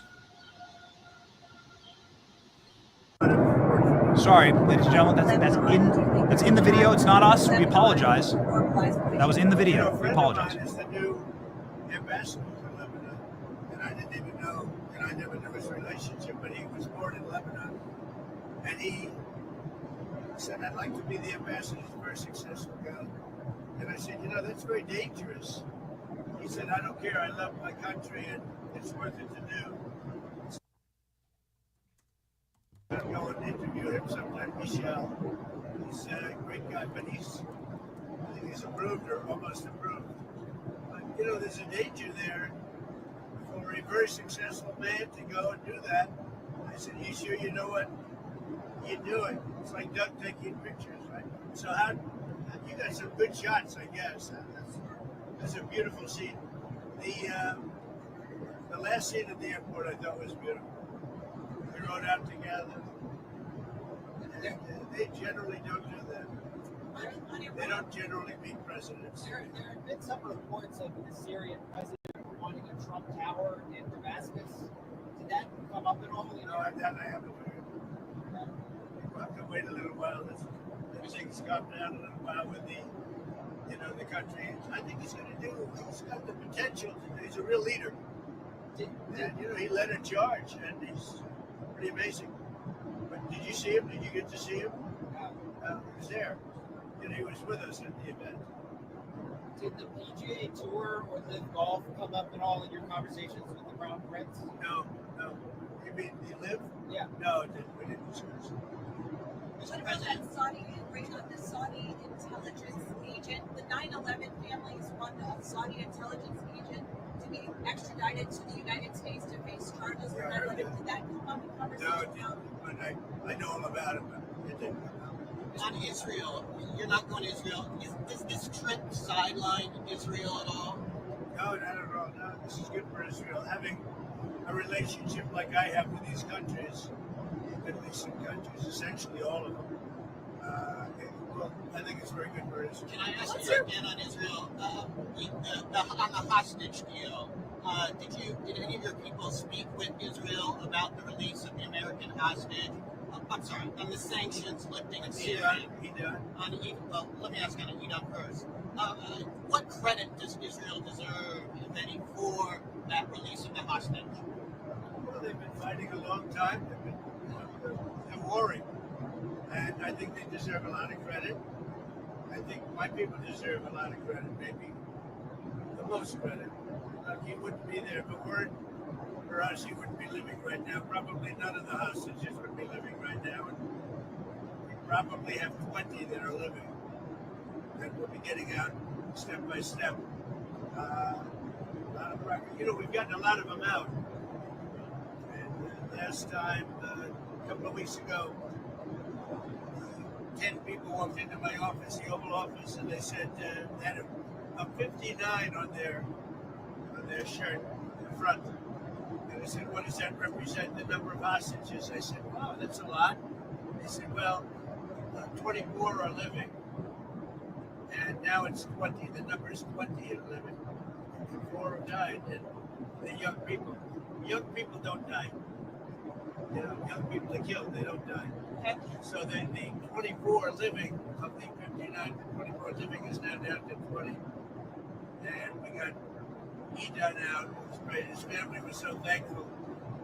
We did a good job with it. We'll continue to do it. What happens on Thursday if President Putin doesn't show up in Turkey for the talks with Ukraine? What will you do? Well, I don't know if he's showing up. I know he would like me to be there. And that's a possibility. If we could end the war, I'd be thinking about that. Now, tomorrow, we're all booked out. You understand that? We're all set. But you'd go if he goes? We're going to go to UAE tomorrow. And so we have a very full situation. Now, that doesn't mean I wouldn't do it to save a lot of lives and come back. But, yeah, I think they're thinking about something. I don't know that he would be there if I'm not there. We're going to find out. Marco's going. And Marco's been very effective. How are you feeling about how Putin is handling this? I know you had said a few weeks ago you thought maybe how Putin is handling this. You said a few weeks ago you thought maybe he was tapping you along. I'll let you know in a few days. Mr. President, on Israel again, has any of your team been in touch with Israel and your team, about lifting the sanctions on Syria? What's their reaction? Well, in touch. I mean, we told them we're doing it. The reason I did it, and I think it's been very popular, actually, certainly in the Middle East, it's been popular with virtually everybody. But the reason I did it is because I spoke with President Erdogan, who I get along with very well, and I spoke to Mohammed, as you know, was with them, and they thought it was very important to do. It gives them a much better chance of survival as a country. Can you show them Netanyahu thinks about it? I think what's happened is Turkey feels we should do in other countries. So if you looked at my speech last night, which I assume most of you were at, I think the biggest applause was when I said that we're lifting these sanctions on Syria. And that's because they want to give Syria a chance to live and to be great, etc. Mr. President, an Emirati government did a $2 billion deal. An Emirati government did a $2 billion deal using the Trump digital coins. How did that deal come about? I don't know anything about it. I really don't know anything about it, but I'm a big crypto fan, I will tell you. I've been that from the beginning, right from the campaign. I'm a believer in crypto, and if we're not going to do it, China's going to do it. The way I look at it, it's like AI. I'm a believer in AI because we have to have it. We're leading China by a lot. And in crypto, we're leading China by a lot. So I'm a big crypto fan. You didn't know about that? No. Senator Schumer said he wants to block your Justice Department political appointees until he gets answers about questions about the Qatari plane. What's your response? Schumer's, he's become a Palestinian. Something wrong with him. I don't know. I've known him a long time, and there's something wrong. He's lost his confidence totally. And it's just something wrong with him. I don't know what it is with Schumer. Yeah, did you have a question? Go ahead. Well, I've got two questions on Iran and Russia. Are you still considering secondary sanctions on Iran's oil exports? Let's see what happens over the next week. I don't really want to answer it because I want to see what happens over the next week. Go ahead. Okay, and then on Iran and Russia, are you considering sanctions on Russia for supporting Iran and for the continued war in Ukraine? Well, again, I don't want to talk about it, but I'm always considering the secondary sanctions. I had the secondary sanctions on Iran and drove them into bankruptcy, and there would have been no October 7th. There would have been no money for Hamas or Hezbollah or anybody else. So I'm always, and as you know, I put secondary sanctions on Iran again. And hopefully they're going to make the right decision because something's going to happen one way or the other. Very simple. It's going to happen one way or the other. They can't.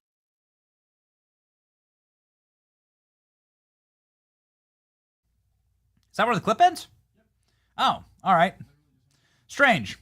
Ladies and gentlemen, I know that the volume on this stuff is hard. We effort to bring you the very, very best. They only played like 10 and 15-second clips from this on cable news. Again, it happened early this morning, 3 and 4 a.m. our time. So it's this is the best that our producers were able to find as far as the freezing that happened and like the strange jump cuts. That's just, I think, them trying to upload something from the plane, and I think they have problems with the actual plane. So it is what it is. It's the best that we can possibly bring you. And, we're doing it live, right? We are doing it live. Speaking of live, this was just posted just to bring sort of home this value, the value of these relationships and the value of America, like being dominant again on the earth. This is posted by Mohammed bin Salman of Saudi Arabia, the Crown Prince.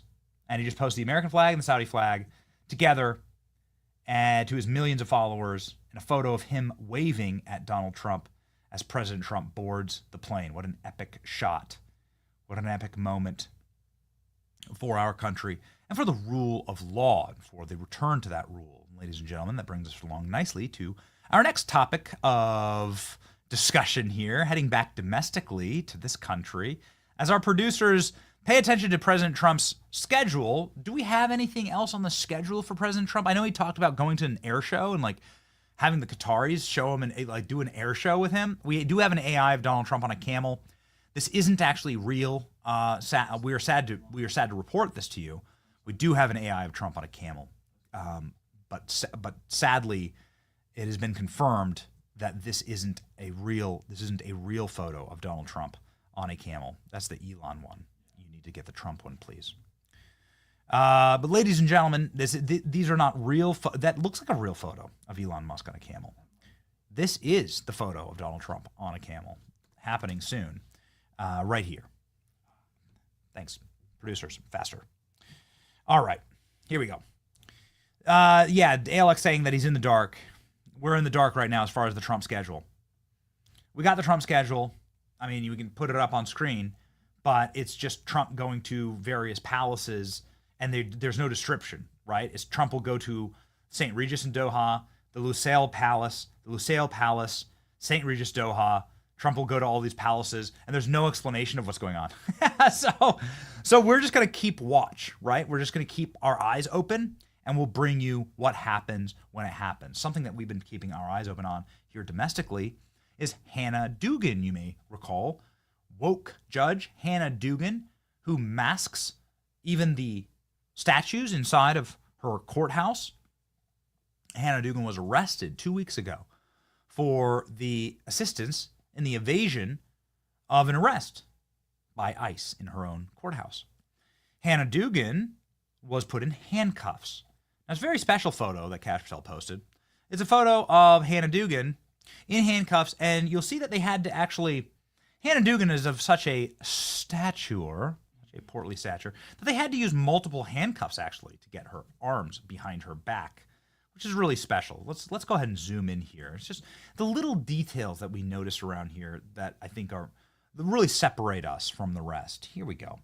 Hannah Dugan, they had to use 3 sets of handcuffs in order to get her pudgy little fingers behind her back. Well done, Cash Patel, FBI. Cash Patel posted this.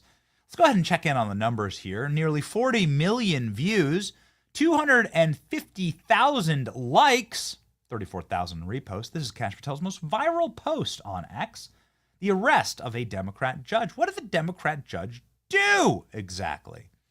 Well, according to the now unsealed arrest warrant, we know that Hannah Dugan had a criminal alien in her courthouse. Put up the photo of the criminal alien. It's right in that article, Klein, if you just scroll down. Thank you. This criminal alien was in Hannah Dugan's courthouse. Hannah Dugan is an extreme left-wing activist.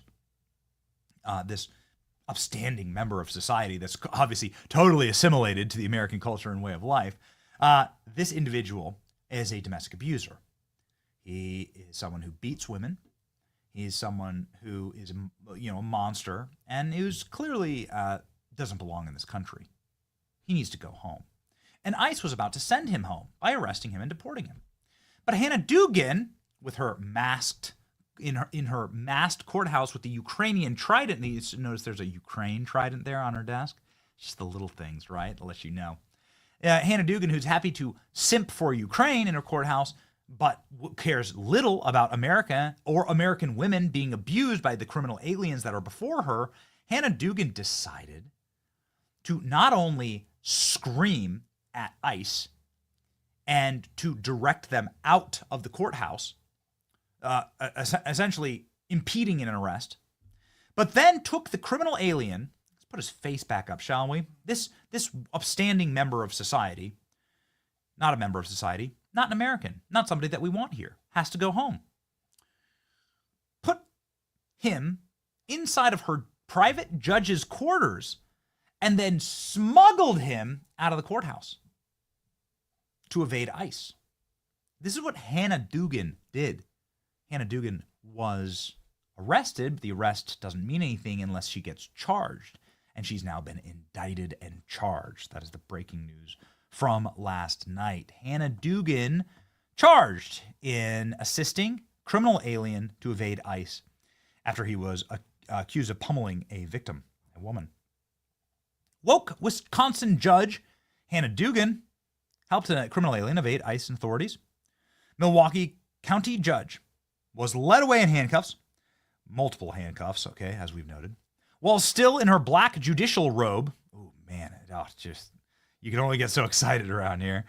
And being accused of obstruction of justice, concealing Mexican national Eduardo Flores Ruiz from federal law enforcement, pretrial hearing. The high-profile arrest led to outcry from Democrats as the Department of Justice defended the action. The indictment on Tuesday came at the end of the day.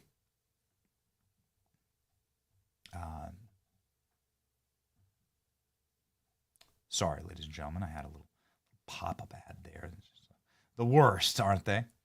Kind of at the end of the day, day-long hearing, Milwaukee Journal-Sentinel reported. She is initially charged with concealing an individual to prevent arrest and obstruction.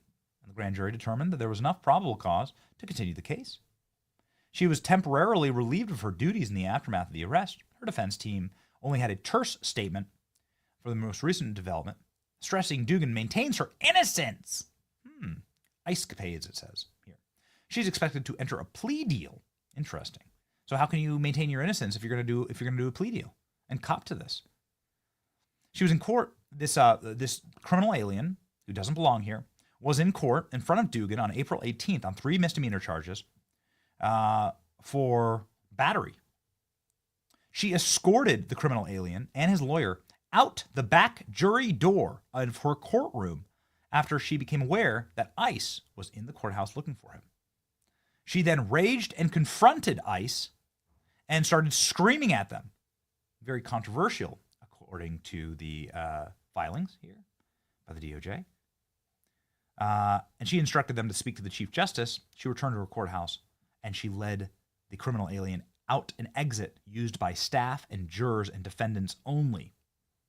So she human smuggled. They should accelerate this. They should add accelerant human smuggling charges to this wonderful judge. I want to bring attention to judges like this, just very quickly here. Can we scroll up in the article, Klein, and zoom in on her photo here with the Ukrainian flag behind her? I want to talk about the specific style of left-wing, aging, childless, left-wing boomer wretch. I want to really pin this down. You got to understand something. You got biological nature that has been hard-coded into you. That's why I preach so often that men must start families. You have to get married and start a family. You have to unlock and activate that biological agent that is woven deep into your bones.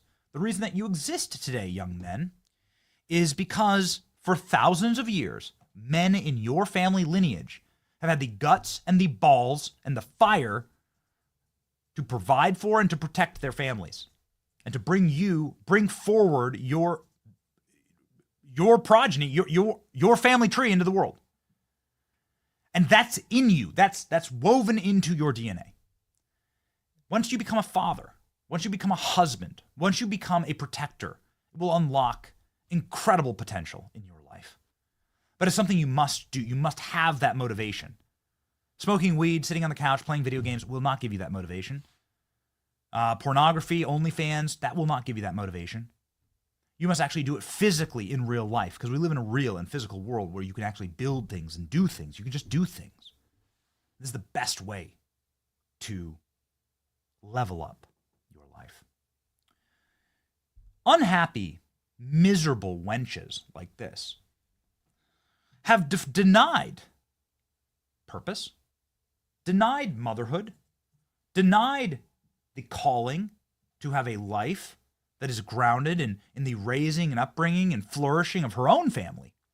And instead, because that desire doesn't go away, has then projected that desire onto someone else's children in a very sick and strange Stockholm syndrome kind of thing that libs do all the time. So Hannah Dugan then sees, if you would please scroll, Klein, Hannah Dugan sees this criminal alien as her child. Why? Because it is innate in human nature that you must bring forward your value system. Not just like your genetics or anything, but like your actual value system, like your worldview can't die with you. You must create more of you, right? And that is the spark that brings forward the human race. You have to create more of your culture. Hannah Dugan and left-wingers see the 30 million, most of these people are sterile. They don't have happy lives. They're obsessed with sex, but they have no sex. They don't have sex lives at all. Nobody wants, of course, to have sex with them. Have you ever met these people? They have yellow teeth, they smell, they have hairy armpits, they have little mustaches. Hannah Dugan is one of these people who doesn't have it in her to actually go and create and make life. She needs to import it. She needs to import her worldview and then impress upon them through fealty to the state the hopes that the criminal aliens will vote for the kind of culture that she wishes to create. But it's a vanishing dream because left-wingers aren't pro-natalist.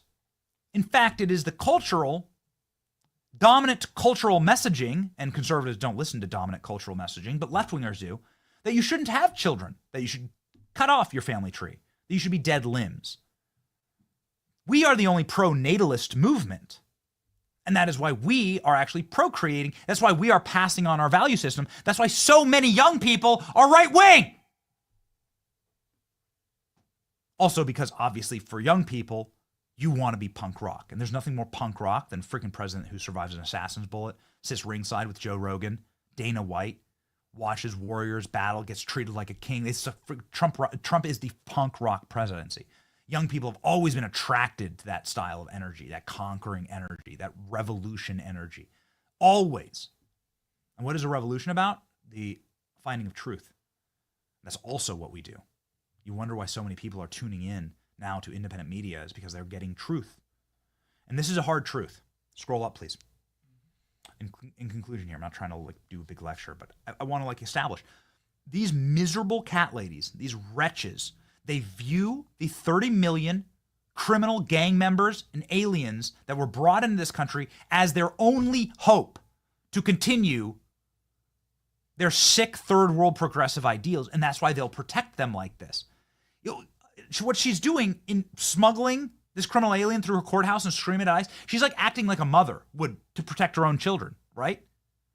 And that's the sick and demented psychology that's going on inside of their little bird brains. That's what's going on here. They've chosen not to have kids. They've chosen not to live lives where they're able to pass on their value system. This is why, of course, they create little propaganda centers in our universities and education system, because no kid would ever come across, there's 792 genders. No kid would ever come up with that. They have to try and imprint that in you. It's antithetical, right, to God's design, the designs of nature. And so they have to create these systems in order to corrupt our children. And the opening of the borders to 30 million strangers and criminals in our country was the sterile Democrat way of trying to create a progeny, trying to continue their worldview. It's despicable. It's sickening. It's the early returns are very bad. Americans are dying, obviously. And we're going to deport your children. That's what's going to happen, because that's not actually how you build a flourishing country. The way you do it is the way that we're doing it. By actually manning up, marrying up, having children, being fathers, being mothers, raising Americans in our culture, on our land, that our ancestors conquered and settled and created this, the greatest country on earth. And that's how you actually create and continue a culture. Kind of ties nicely into Trump's speech in Saudi Arabia and his like mad respect for the people that built that country. And so this, ladies and gentlemen, is what we're fighting. This is why wretched, repulsive cat ladies like this, left-wing boomer cat ladies like this, this is why the only people you see at these rallies, these Tesla rallies, are all like aging decrepits. We went to one. Klein and I went to like a Tesla protest. It was hilarious. Was there a single person there who wasn't on Social Security? And this isn't an ageist thing. What I'm trying to say here is like that the reason why there's this phenomenon of older people like in their there's like funny meme of actually like people with walkers like holding up anti-Elon signs in walkers. The reason that's happening is because these people have no children. They have no future. They're biological dead limbs. And the reason why these left-wing protests have become so like look like a nursing home activity hour is because they're realizing their only hope at having a future for their worldview is to import that worldview and to addict them to the government dole, to addict them to welfare and then make them bend the knee before fealty to the Democrat Party and Democrat rule, to rig our census, to rig our elections. And that's it. That's the only way that they maintain power. Without the criminal alien element, Democrats lose 30 seats in the House of Representatives. They probably lose 5 to 7 senators. They're in a permanent minority. You understand this is life or death for these people from a political perspective. That's why they fight like this. That's why they fight like such rabid animals to keep rabid animals in our country. And it's why it's really important. It's why we must win this battle. Here we go, ladies and gentlemen. This is the news on the judge, okay? And then we have one more big W before we get to our spectacular senator here. Let's go. This is a Fox News update. I'm Griff Jenkins in Washington. A federal judge indicting Milwaukee County Judge Hannah Dugan on charges she tried to help an undocumented immigrant escape arrest. The 2-page indictment accuses Dugan of obstructing a U.S. agency and concealing an individual to prevent an arrest. The 2 charges carry a maximum penalty of 6 years in prison. Dugan's attorneys say she maintains her innocence. She maintains her innocence, but she's going to take a plea deal? Oh, okay. Got it. Release the tapes, please. And that's what I'm going to say. There's videotapes. There's cameras all over these courthouses, right? There's cameras everywhere in these courthouses for legal reasons. Release the tapes of her smuggling the criminal alien. She's facing up to 10 years in prison.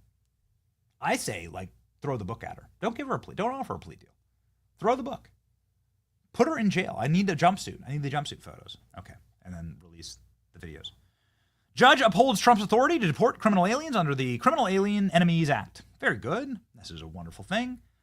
A federal judge on Tuesday said the Trump administration can invoke the Alien Enemies Act to deport criminal aliens and members of the Venezuelan Tren de Aragua gang, but has not given adequate prior notice to those subjects to removal before the deportations can take place, which would allow possible due process and habeas legal challenges. Just suspend habeas corpus at this point, you know what I mean? In a 43-page ruling, U.S. District Judge Stephanie Haynes, a Trump appointee, conflicts with other rulings challenging the administration's deportation efforts. Having done its job, the court now leaves it to the political branches of the government to ultimately to the people who elect those individuals to decide whether the laws those executing continue to reflect their will. Haynes wrote. What the will of the American people is to rid ourselves of the foreign criminal element in this country that was brought here illegally, that remains here illegally, and will be going home legally, because it is legal to rid the country of those who wish to invade. And that's what the Alien Enemies Act is all about. All right. Ladies and gentlemen, as I've watched some of these rulings out of the court, I've gotten high blood pressure. This is obviously something that I've struggled with. It's what makes the show entertaining, right? As we like scream for camel memes, right? And this is just what we do here. And I want it because I know that you want it. And I saw all the camel emojis, and it's the first camelcade. I look forward to talking with our senator about that. But anyway, the point is that in this environment, it is a high pressure environment. I naturally do have high blood pressure. You check with my nurse wife. This is something that It's been a major struggle in my entire family. I am constantly looking for ways to remain healthy. Obviously, you can get sun, exercise, walking. I built a little home gym, actually. But there's also foods and nutrients that you can take that are naturally able to lower your blood pressure. And this, ladies and gentlemen, is why I use 120 Life. 120 Life can provide visible, measurable changes in blood pressure. And if you use a simple monitor at home, you can track your progress. It is guaranteed to help you lower your blood pressure. It's endorsed by hundreds of health professionals with ingredients that have been endorsed by thousands. Thousands have benefited from 120 Life, making it a trusted choice for getting your blood pressure under management. Certainly, again, something that you can see, you can watch live on the stream, right? as we go through our blood pressure work, right? Ladies and gentlemen, 750 plus doctors have endorsed this, and trusted healthcare professionals have recommended this in helping manage your blood pressure naturally, okay? Get your visible, measurable changes in blood pressure today, just like I do. Try for a limited time 120 Life and save 20% off. Use the code BENNY at checkout at 120life.com. 120 Life offers a risk-free trial with a full refund if you don't see lower numbers in 2 weeks. Go to 120life.com. Use the code BENNY.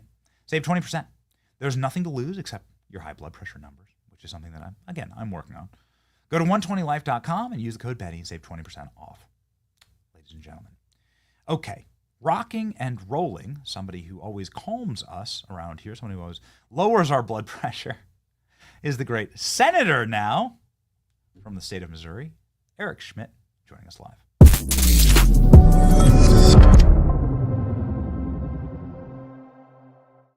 I say senator because you were an attorney general, and, I just know that if Hannah Dugan was acting the fool, like judges acted the fool while you were attorney general in Missouri, that'd be a very different, very, very hard road for her. I know, but I do love how you promoted me as like a soothing agent. That was very nice of you. I like how you're working on your studio here. You got the Dr. Pepper. You got the Diet Dr. Pepper. What's up? There's no sponsorship deal. There's no NIL.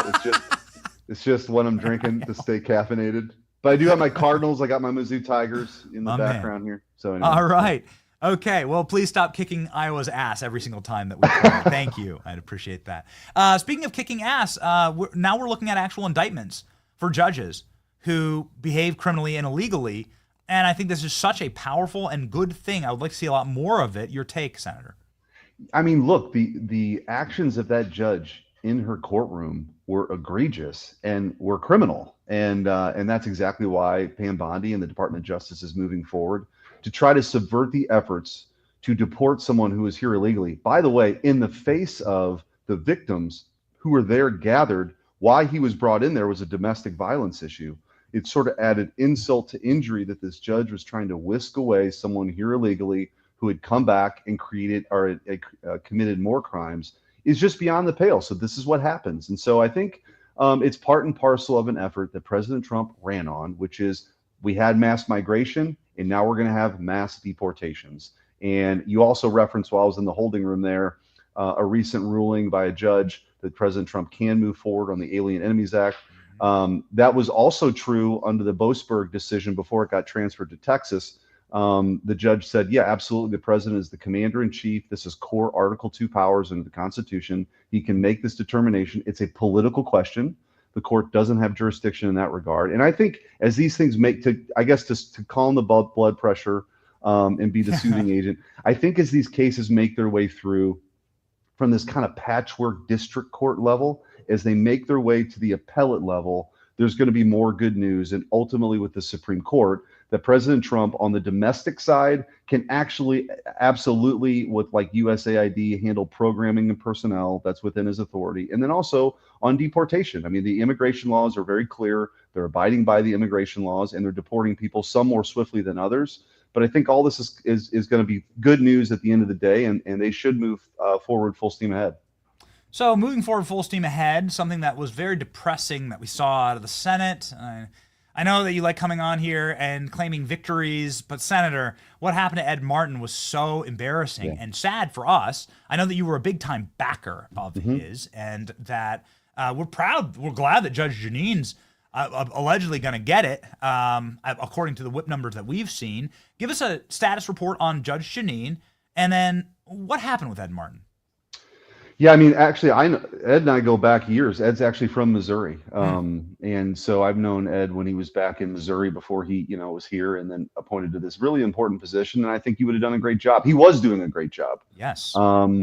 You can only lose a few people with the majorities that we have, and I guess a few senators came out and said they weren't supporting him. I disagree with that. I think that you'd already seen the track record of taking on violent crime. It's somebody that President Trump knows and really wanted in that position. And I think you give the benefit of the doubt to President Trump for these key people in these key positions. And U.S. Attorney in the District of Columbia, where you've seen violent crime run rampant, along with a lot of other corruption, is a very important role to play. So I think Judge Jeanine, that'll move forward as these U.S. attorneys kind of make their way to the Judiciary Committee that I'm on. And I think you're already also seeing, Benny, it's probably a little bit under the radar, but maybe worth mentioning, President Trump's now already starting to move towards appointing more federal judges. So last week he announced the first batch of 4. I'm proud to say we had 4 vacancies. Senator Hawley and I kind of held the line during the Biden administration. There are 4 vacancies now.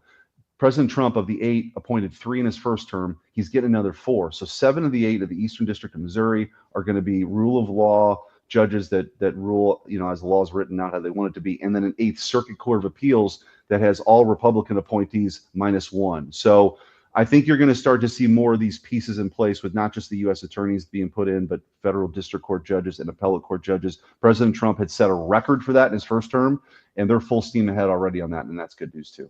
Okay, so you are on the Judiciary Committee. You do throw around quite a bit of weight there, you and Senator Hawley. And so Judge Jeanine, is she going to be a lock for becoming one of the most powerful attorneys in all of the country? Obviously, in the District of Columbia, this is where we saw so much rot with January 6th. This is where we saw so much targeting of Trump voters. And it would be just sweet justice to see Judge Jeanine in that position. Agreed. I don't think she's going to have any issues. Now, look, the Democrats are going to whine and they're going to squeal on everything. And we shouldn't care. Like, we just got to move full steam ahead. I'll give you an example. Yesterday, I was on the Senate floor. They're trying to create a backlog here of ambassadorships. I mean, we've never seen this level of obstruction since the Ford administration, where they filibuster every single one. Now, the good news is we're going to get through them all. It's just going to take a little bit more time. But try to move on an expedited basis the ambassador to the Vatican in order for that ambassador to be there for the installation of the Pope this weekend. They blocked that too. So they're gonna block everything because they're in this mode. They're lost. They're in the wilderness. They got no message. They got no leader. They're swinging at every pitch. They look ridiculous. So we're gonna see more and more of this stuff. I'm sure they're gonna object to Judge Jeanine, but who cares? We've got the numbers. We need to plow forward. Right. So what's the math here? Just very quickly, can you talk us through this? Because frankly, I thought that Ed Martin would be a lock, and Ed will be on the program tomorrow, and so we're going to ask him about it. But is there a chance that there's going to be like limp-wristed Republicans who are still like living inside of some type of ghost house, haunted mansion of January 6th? That's what we heard on this program. That they're Republican senators who cry themselves to sleep in fetal positions, thinking about the guy with the bison horns, right? Like yodeling at night. Yeah, right. No, I've not heard any of that, but in fairness, I guess her name really it's not been in front of the committee yet. It's the numbers essentially, when you have think of it this way, it's 53 Republican senators. So the margins on all these committees are either a 1-vote majority or a 2-vote majority, depending on the committee composition. On the Judiciary Committee, you can't lose anybody, because if you lose one member, it's a tie, and then it doesn't move forward. So on the Judiciary Committee, it's a pretty tight margin. We've got to hold everybody in line to move forward. So I would expect that this one will get a lot of attention. It should, because it's an important one, and I think she'll do a good job. All right. Well, good. Doing our very best to stiffen the spines and to just say, well, listen, Democrats would never do this to a Democrat president. In fact, yes, absolutely. Some wild numbers yesterday were brought on the show that at this point, after 100 days, Nancy Pelosi had already brought 11 bills to the desk of Joe Biden, codifying what Joe Biden's vision for the country was, God help us, and then also a continuing resolution for like the funding of the government. and there's been less than half of those numbers of bills have been delivered to Donald Trump's desk, and very little with on major weighty issues. So can you please talk us through what is the logjam going on inside what's of the going House on and the Senate, please? Yeah, well, to give context in the Senate, we've actually moved forward more nominees than any president since, I think, the Reagan administration. So on the Senate side, the Democrats are being obstructionists, but we're making them earn it. I mean, sometimes we're voting at 1, 2 in the morning, and we should continue to do that. And frankly, we should do more of that. I grew up in a working class family, saw my dad work 7 days a week in the midnight shift. So I'm not afraid of a little hard work here in the Senate. And that's not even hard work. It just means staying awake and voting. We can do more of that. But to your point about what's actually happening, I think the way to look at this, though, is because of the fact that we have the trifecta, because we have the House, because we have the Senate, because we have the White House, we shouldn't rely exclusively on executive action, because effectively what President Trump's doing is undoing a lot of the damage. We need to do it. But the good news is we have the reconciliation process. So I think what you're seeing is a lot of the ideas, whether it's on regulatory reform or other tax ideas or kind of like a pro-family, pro-worker agenda, that is getting wrapped up into this one big, beautiful bill, right? And so I think a better way to look at it is we need to make sure that when we get this bill done, and there can be no excuses for failure here, otherwise it'd be a $4 trillion tax increase, all the things that President Trump ran on, including, by the way, funding border operations and deporting people is all part of this too. The defense, the Golden Dome and the things of having kind of an America First foreign policy is included in this. So I think that's a good way to look at it, because we're taking into account all those priorities, and they're probably going to be in this one bill. And the hope is that the House moves by Memorial Day on that, and that the Senate uses that June working period then to get this thing done. That's the hope, and that's what we're working towards. So then there's going to be a sorry, I just got a very curious note from Klein here in the studio. It has nothing to do with this interview. So then there's going to be potentially a bill signing in October, in the fall. So we're looking at the summer to lock this in, and then we're going to be able to see President Trump's agenda codified in the early fall. Is that what you're saying? Or summer, the heat of the summer. I mean, our hope is by the 4th of July that we'd be completely done with all of this. And by the way, another thing no one's talking about, we actually, if we did it in one bill, we would have the opportunity to use the reconciliation process, because essentially in the 1970s, under the Budget Reconciliation Act, you can use this procedure that's only a simple majority in the Senate. Normally you need 60 votes. We can use it a couple more times. So if we do the work and get it done in a reasonable amount of time, we can get back at it. Now, it can't be heavily policy. It has to be tax and budget savings related. But it means that we can get back to work on another package and continue to ride that momentum. And I think that deliver on the things that President Trump talked about. And that's going to be so important. I think, Benny, I've only been here a couple years, and I don't know how long I'll be in the Senate, but it could be, and this is how I look at it, it could be that these are the most consequential 2 years of any of the time that I'll serve, or anybody that's here altogether, right? President Trump, in his historic comeback, I mean, no one alive has seen something like this, where he was in office, then out of office, and back in office, won, in a landslide electorally, won the popular vote, all the battleground states, was very clear about the things that he wanted to accomplish: border security, bringing down prices, being, energy dominant and respected on the world stage. We can do all those things. And if we do those things, now that we have this broad working, multi-ethnic working class party, that's a bigger base than we've ever had before. We got to make sure people turn out. That's one of the challenges. But if we can deliver, and the economy is going well, and we've secured the border, and we're respected, and we're not everywhere all at once all the time like neoliberals and neoconservatives want to be, and we actually have a restrained foreign policy that puts America first, that's what the American people want. And we can build on the majorities. If you don't do that, people get upset, and that's probably a recipe for losing the House and maybe eventually the Senate. So there's a lot on the line. I think everybody understands the stakes. I certainly do, and there's a sense of urgency associated with that. Well, you talk about, you're on the Judiciary Committee, And his last question here, just because it's been bubbling up right across the internet, you're on the Judiciary Committee. Famously, Dick Durbin halted the release of the Epstein client list on the Judiciary Committee.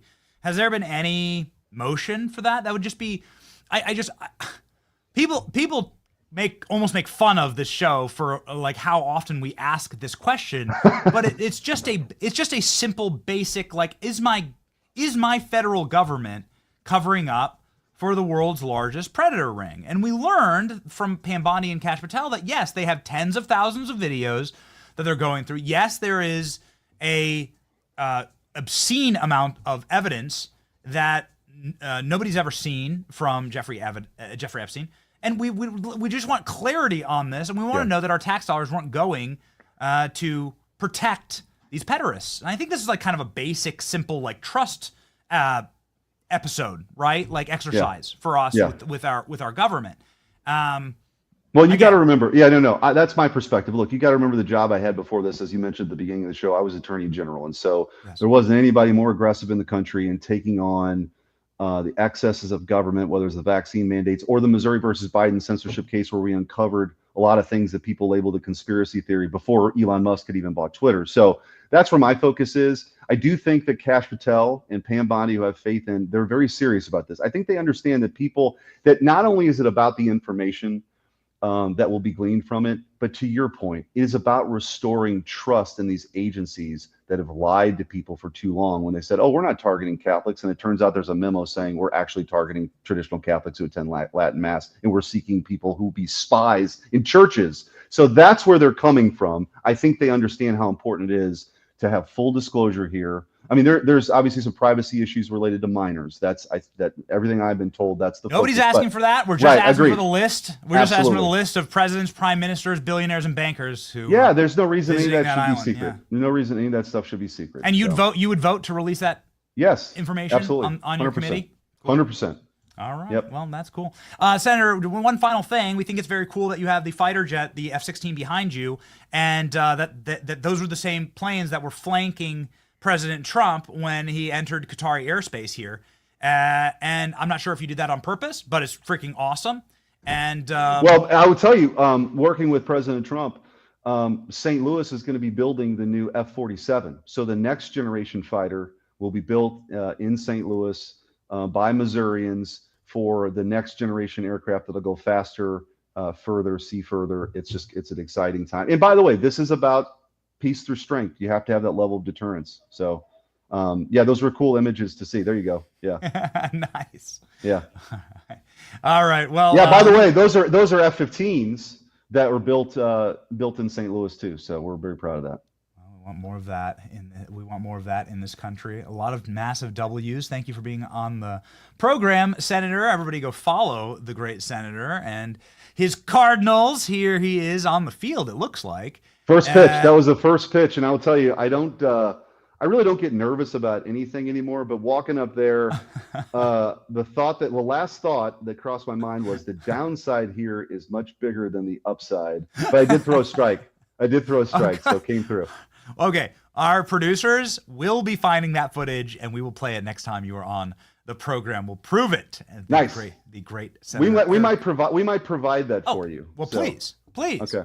All right. We'll do it. And then we're entering high baseball season. And so we're very excited about that. The great senator from the state of Missouri showing up for you, the Show Me State. You should show up for him and follow him. 222,000 Americans can't be wrong. Get in there.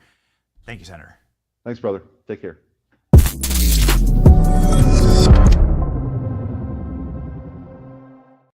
Ladies and gentlemen, who do we bring on to talk about these fascinating plays that Donald Trump is making on the world stage? Well, probably a man who understands the world stage and the powers and forces underneath it, tectonic plates shifting right now. The great Mike Benz joins the program live now.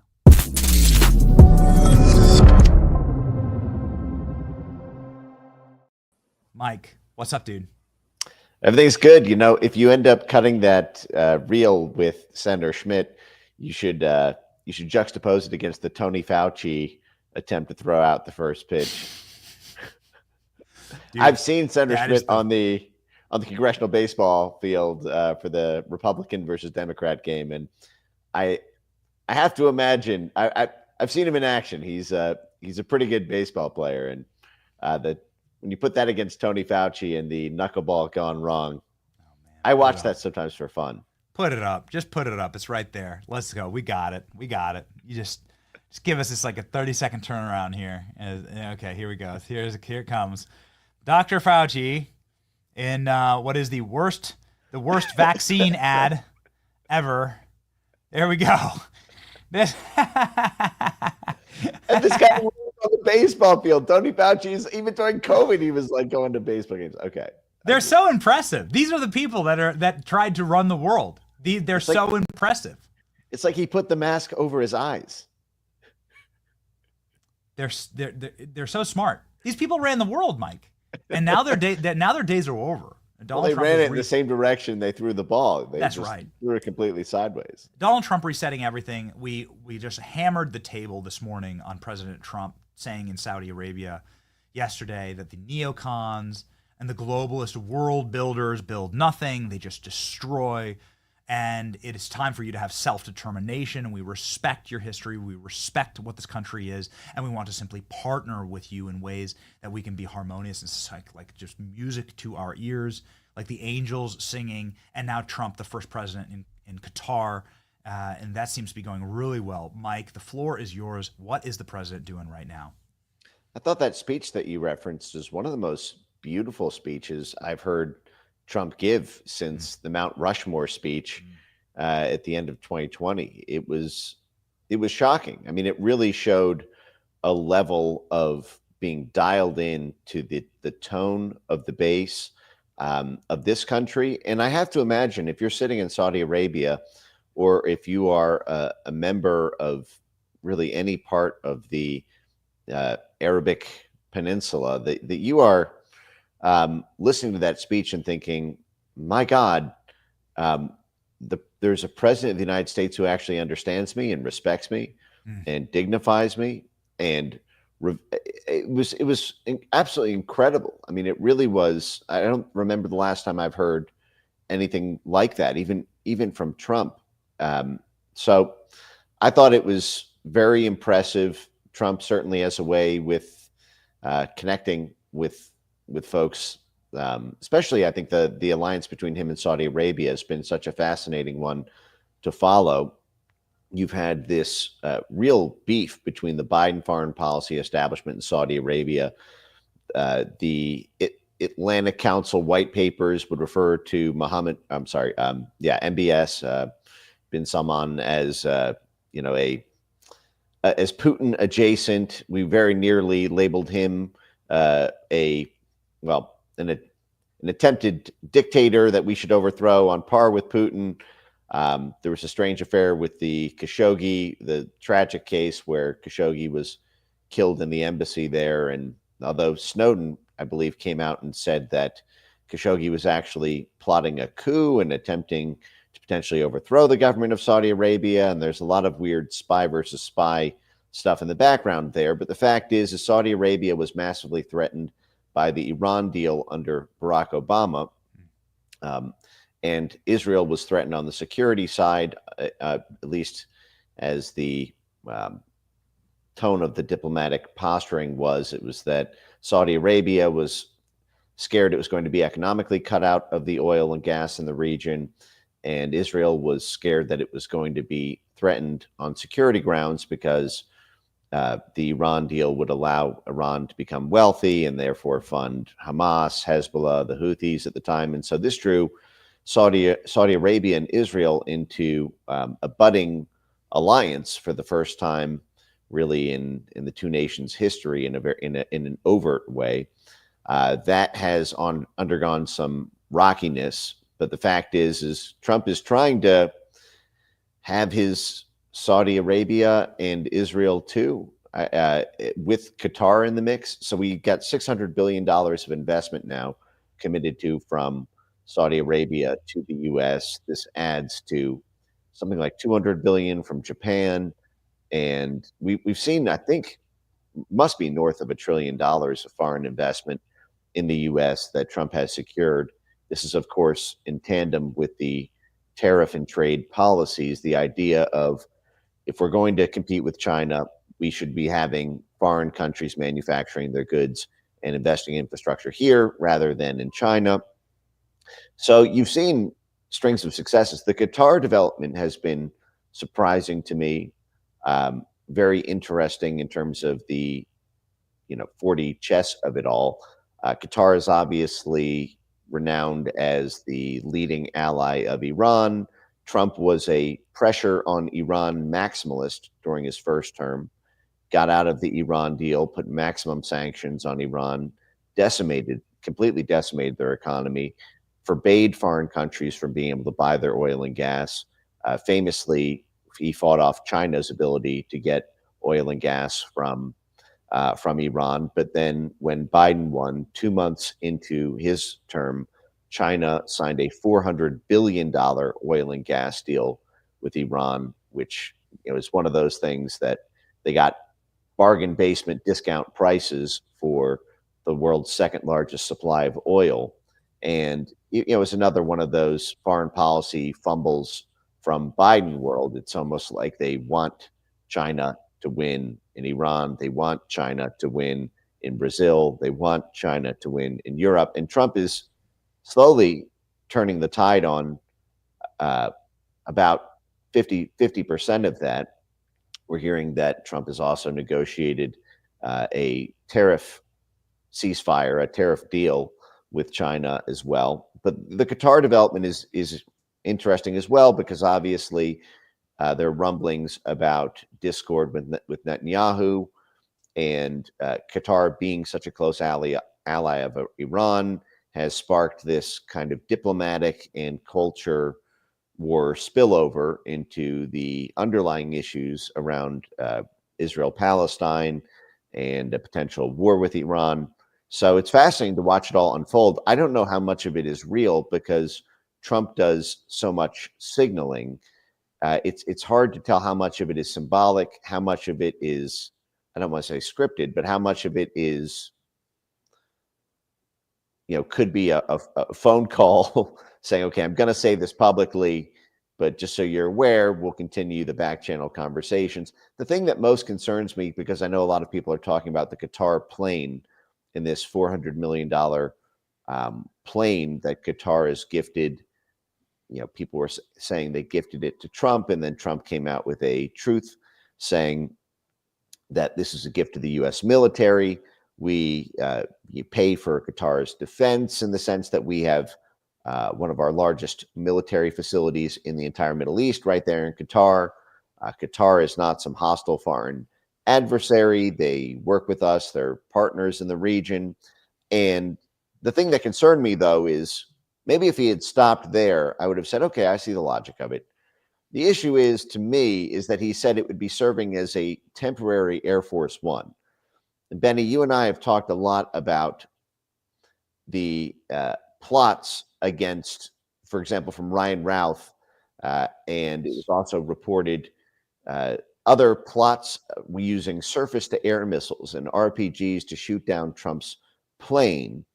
Ryan Routh, of course, was working, we're told, with Iranian networks and Mexican human smugglers about getting these Mexican smugglers to get these RPGs or ballistic folks. And then you saw the same thing with there's a plot reported. The FBI said they thwarted a Mexican smuggling attempt with surface-to-air missiles.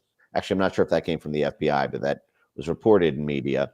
And so we're seeing all these. They've already pre-scripted the idea of an Iranian attack on Air Force One. And given that Qatar is seen as indistinguishable from Iran by so many on the world stage, if something were to happen to that plane, God forbid, or if it gives a bad incentive to tamper with that plane, because if something happens to that plane while it's serving as Air Force One, then we definitely get war with Iran. Yes. Well, I mean, that's obviously would be a massive downside. I think it would be a downside. I think it would benefit very few. It'd benefit obviously very evil people. And I'm not sure that I'd see the rationale in like Qatar sabotaging the plane itself. I mean, that would mean probably instant war, right, with in the entire region. But yeah, I mean, I guess I can understand it. There is a wall of skulls in the plane that we discovered, which is very interesting. I'm not sure if you've seen this. It leads into my next question about, obviously, the bounty on heads of people. Donald Trump meeting with somebody, a Syrian leader, who had a $10 million bounty on his head from the State Department. Now Donald Trump's shaking hands with him. This is an easy way for Trump to make 10 million bucks. I mean, if I were Trump, obviously, it's the guy's right in front of you. But here, okay, first off, Mike, here's the skulls. Okay, let's stay on track. Skulls. Let's go. Here's the skulls on the plane. This is real. This is from the. You're gonna have to go up, please, to the actual original photo. And so here's the photo. There's like a dining hall or what looks like a club room on the plane, and it does have skulls on the wall. Which I don't know, Mike. Maybe to your point, this might be might be a bad omen if the walls are made of skulls. I think I've seen this one in Indiana Jones. Is this real? Speaking of yes, this is real. Where are these coming from? Here's the zoom in. Get out of here. What am I looking at? It's just a skull wall. Doesn't your plane have a skull wall, Mike? Like, obviously. That's why. Or are you poor? Like, okay, Sorry, golden skulls? Your plane didn't come with a golden skull wall, idiot. All right. Okay, well, this is me for flying in coach. I never realized first class had... Well, okay, so in my head, very I'm trying to think. I mean, this is straight out of Spectre, right? This is straight out of a James Bond. Like, this is a set piece from James Bond. Like, I've actually seen this before. Mike, there is a question here. The question is, a guy who also has a skull wall, the leader of Syria, meeting with President Trump, and I know you're sounding off on this. This man had a $10 million bounty on his head, and here he is with the president. Interesting times. Maybe a skull wall in his future. Well, I was trying to find a way to transmute it into something potentially optimistic, and I was thinking, in Mexican culture, the skull, these skull ceremonies and holidays signify life. But then that made me think about the Mexican surface-to-air plot missiles, the FBI. Right. So they, I'm thinking, that's not where where I'm going with this is Mexico, and then we're hearing about Mexican surface-to-air missiles against the Trump's plane. That doesn't exactly give me confidence. But look, I'll say this: I think you're right. It is oddly beautiful as a set piece. But on the topic of Syria, well, it's fascinating. There's a lot going on there. Obviously, the CIA ran what we're told is the most expensive CIA operation in CIA history, called Operation Timber Sycamore, to fund and train the jihadi terrorist groups during the Obama era. Trump got in power, vowed to eliminate ISIS. His State Department, I believe it was in June 2017, put a $10 million bounty directly on Mohammed al-Jawlani's head. He no longer goes by Mohammed al-Jawlani. He changed his name to Ahmed al-Sharaa. So I didn't realize this, by the way. You can evidently get out of a CIA Predator drone strike simply by changing the name that you refer to yourself in the database. This is a great life hack, by the way, Benny. You and I might need this. He should try and change his pronouns. Then he'd really be set free. I'm no longer Mike Benz. I'm Mohammed Al Benza. Okay. All right. Don't drone strike me, bro. Mohammed Benghazi. But the fact is, yes, Benghazi. There you go. Okay. And I'll change it to a skull wall. But what's fascinating is, what would you do if you were Trump in this situation? Because I've thought about this a lot. Trump was very, very harsh on Mohammed al-Jawlani and the Syrian terrorist groups with his own military, who wanted to back because for folks who have not heard this yet, al-Jawlani here, shaking President Trump's hand, was literally an ISIS commander from, I think, 2006 to 2013, and also a relatively high-ranking member of al-Qaeda. That was the reason that Trump put a bounty on his head in 2017. And then because of backing from our own deep state, who effectively lied to President Trump about our own activities in Syria. After Trump lost in 2020, the generals came out and said, we were constantly playing shell games with the numbers. That's a direct quote, in order to mislead the president about our military presence there and who we were backing and how we were doing it.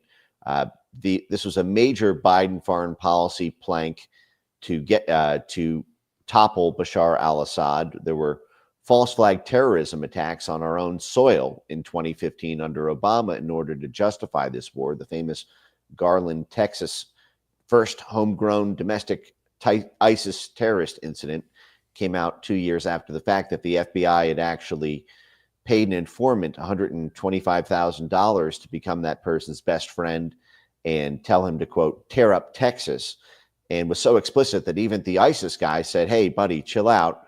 And then the FBI was actually tailing the ISIS attacker in Garland, Texas, on his way from they followed him in a unmarked car, but from his drive to the apartment to the place that he would later shoot up, taking pictures and videos the whole time. Then they hid that evidence from defense counsel during the attempted murder trial, and it only came out because of leaks from the FBI field office in Arizona.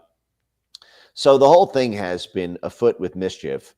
But the fact is now al-Jilani is promising that if the U.S. lifts sanctions, that they will use AT&T for their IT infrastructure rather than Chinese Huawei, that they will allow ExxonMobil and Chevron to have partnerships with the Syrian oil. And if you remember, Trump was very explicit. The only reason we continue to be in Syria is for the oil. We're taking the oil, famously, he said. So essentially, al-Jilani now, Trump inherited this. This was the last month of the Biden administration. They gave everything they could to help ISIS take over Syria. But now that ISIS occupies Syria, Trump has inherited this deck, and you've got two choices. You can sort of continue this war on ISIS, which in a lot of ways is a war on ourselves. It's a war on our own creation and something that we've been paying for and subsidizing through USAID and through the Central Intelligence Agency. Or you can kind of settle for the wins that you can achieve, such as getting them to promise that they'll wear suits and that they will adopt certain Western, liberal internationalist aesthetics and functionally turn over the country's economy to the U.S. rather than to China, as China is attempting to broker and further its own influence in the Middle East. So, there's a kind of deal with the devil aspect of this, and Trump is, Trump's a deal maker. I mean, I guess it makes a lot of sense. Here we go. We go from stop this terrorist, $10 million reward, to to the guy wearing a suit, changed his name. Now he's shaking hands with Trump. I don't mind it, man. I think I see the pragmatic value in all of it. And I also would much rather this nation be in the craw and influence vectors of us through our Saudi partnerships than Chinese or Russian or Iranian influence. I mean, the world is a nasty and brutal place, and there are realities to it, and those realities shouldn't be covered up. When you cover them up, you get the Epstein situation. You posted this last week, and it's the last thing I want to talk to you about, Mike. You posted this last week with Pam Bondi, who had to come out and finally, because James Comer came on our show and just went scorched earth. He's like, they have nothing. They have no Epstein evidence. Nobody held on to any of that Epstein evidence. It's gone. There were shredders in front of the DOJ and FBI. It's all gone, right? And Pam Bondi was asked about that, and she comes out and she says, no, we have tens of thousands of videos. Mike bends over the top. New messaging by the FBI DOJ. Epstein delay is due to parsing of so many predatorial pornographic videos. This messaging is off. The central question needing no vids at all. A very quick answer. If they want to tell us, why was the prior DOJ told to back off because Epstein belonged to intelligence?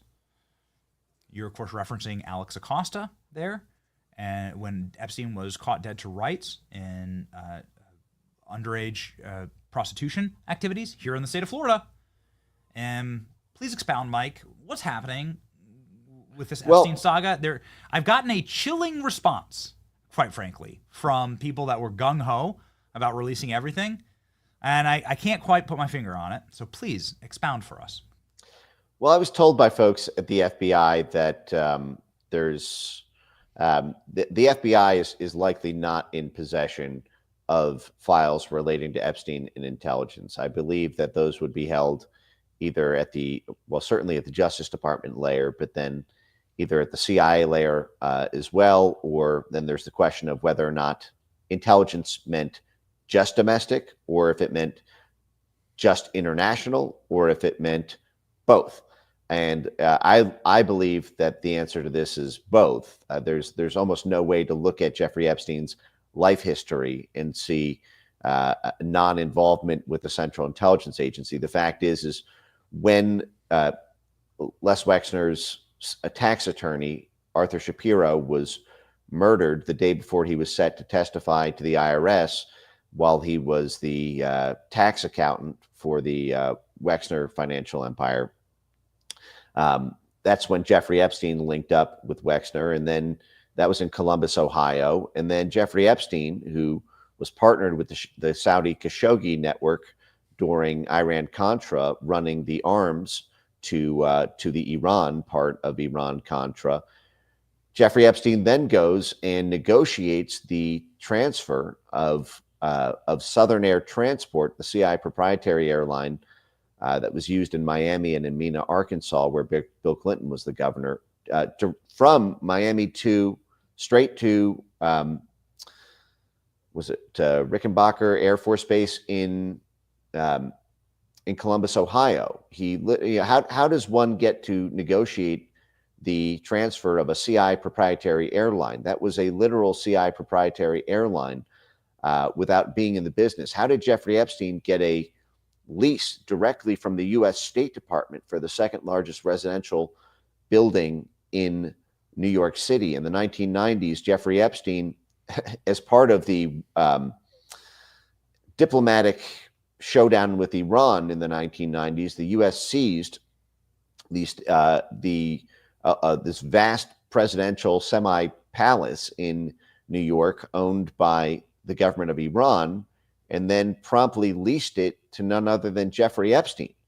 And then, I mean, how does the State Department become your personal landlord after seizing it from another country? And then Jeffrey Epstein got in a kerfuffle with the State Department over this because Jeffrey Epstein deceived the State Department and subleased it out to the defense lawyer for the French Connection and Pizza Connection cases, the famous two cases of CIA drug running through the Italian mafia on the eastern seaboard of the U.S., through pizza shops, and on the banks of the Marseille in France. And so you have this network that goes back a very long time with U.S. intelligence with Epstein.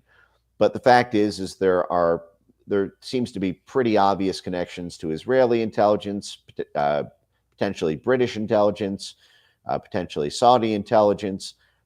But all of this could be asked and answered, I think, at the Justice Department layer. I mean, at least tell us if it's true or false. If the official story is Alex Acosta lied, because remember, Alex Acosta was the Secretary of Labor. Now, the Department of Labor is the union department in the United States. And I don't think I need to tell the audience, if you've seen enough Godfather movies, about the links between organized labor and organized crime. That is, the unions are the principal means of control for organized crime to be able to run transport lanes, to be able to smuggle things, to be able to control the import and export on docks, to be able to transport them on railways, also to serve as muscle. I can talk at length about all of that. And Alex Acosta was also the dean of the law school of FIU, Florida International University, which is a major hotbed for CIA activity. For example, Juan Guaido, who was the CIA-backed candidate to topple the government of Maduro, was actually announced to be the president of Venezuela, I think despite only receiving something like 7% of the vote. At the State of the Union address, both standing ovation from both sides of the aisle in 2020. What I'm saying is Alex Acosta is a guy who would probably know that, given that he was the dean at FIU, given that he was the secretary of the Department of Labor, and given that he was Jeffrey Epstein's first prosecutor. And if he comes out and says, I was told to back off Epstein because he belonged to intelligence and to leave it alone, I don't think that he would throw that out haphazardly. He was fighting for his political life at the time when he made this statement.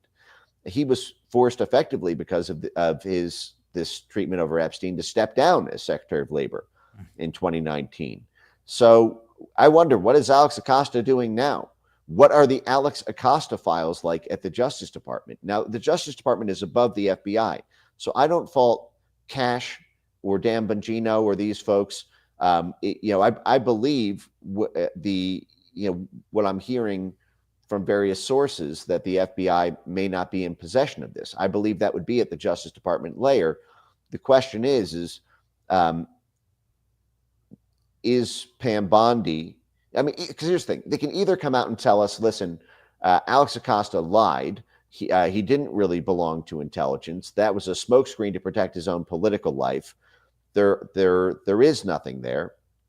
Or they can say, "Here are the files. Here's what Alex Acosta was referring to," or we spoke with Alex Acosta as part of our, we put him under oath and we got him to, in a transcribed interview to tell us everything that he meant. Who told him that he belonged to intelligence? What was the name of the person or individual inside or outside the U.S. government who told Alex Acosta, the prosecutor, that he belonged to intelligence? Who told him to back off? They can tell us that information. They have to say something at this point, is what I'm driving at. You can't just stay mum on this, because that looks the worst. I mean, that looks like you're protecting someone, and that looks like there's something so corrupt inside the Justice Department that it corrupts many of the other attempts to clean up the Justice Department, because no matter how many people you fire, and I think they've done great work. I think Harmeet Dillon's done fantastic work. I think Pam Bondi has done great work in firing a bunch of the 15 of these J6 prosecutors and a number of other actions. But wouldn't it then be Tulsi Gabbard or John Ratcliffe then who answers for this? Well, that's a good point. My understanding is the Justice Department is holding on to this, and I don't know. Strange grenade to hold on to if the actual answers are across the Potomac at the CIA. Right. That's a good point. In fact, this is one of these things where I feel that there should be some sort of, I was joking and calling it Fridays with the FBI, but there should be a sort of, beer with the Justice Department, a kind of, because that would be a great question to ask Pam Bondi directly, is following up about Alex Acosta and his statements about intelligence, and then following up with the CIA. And we should, the problem is everything else begins to look a little bit like, dressing up.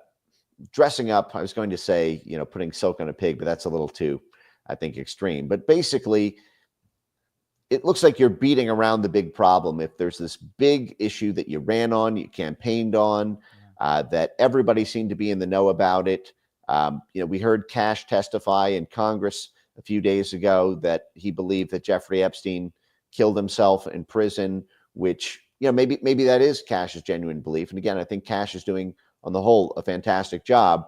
But, I would say probably 80-90% of the country at this point does not believe that story, thinks that there's something very strange about both of the security cameras malfunctioning, the visitor log pages being torn out of the prison book, both of the security guards either falling asleep or walking off while that happened. So there's a big fart under the blanket here, and the refusal to at least waft the blanket is just not a good smell. Okay. We were pretty shocked about that with Kash. We were like, wait a second. What do you mean? Because you've been on the show saying that he didn't kill himself. So what do you now know? And if you've come across new information, then by all means, please, share it. And that's owed an explanation. I think we're all well. At this point, Mike, it's weird because what's happening here is it's almost like people who were not part of these crimes, right? So it's like Cash didn't cover for Epstein. Pam Bondi's not on the Epstein list. Donald Trump has an immaculate record with Jeffrey Epstein. Put that on trial. Because we have the clips of the lawyers that tried to lock up Epstein in Palm Beach saying Trump's our only friend. He's the only person in this community that testified against Epstein.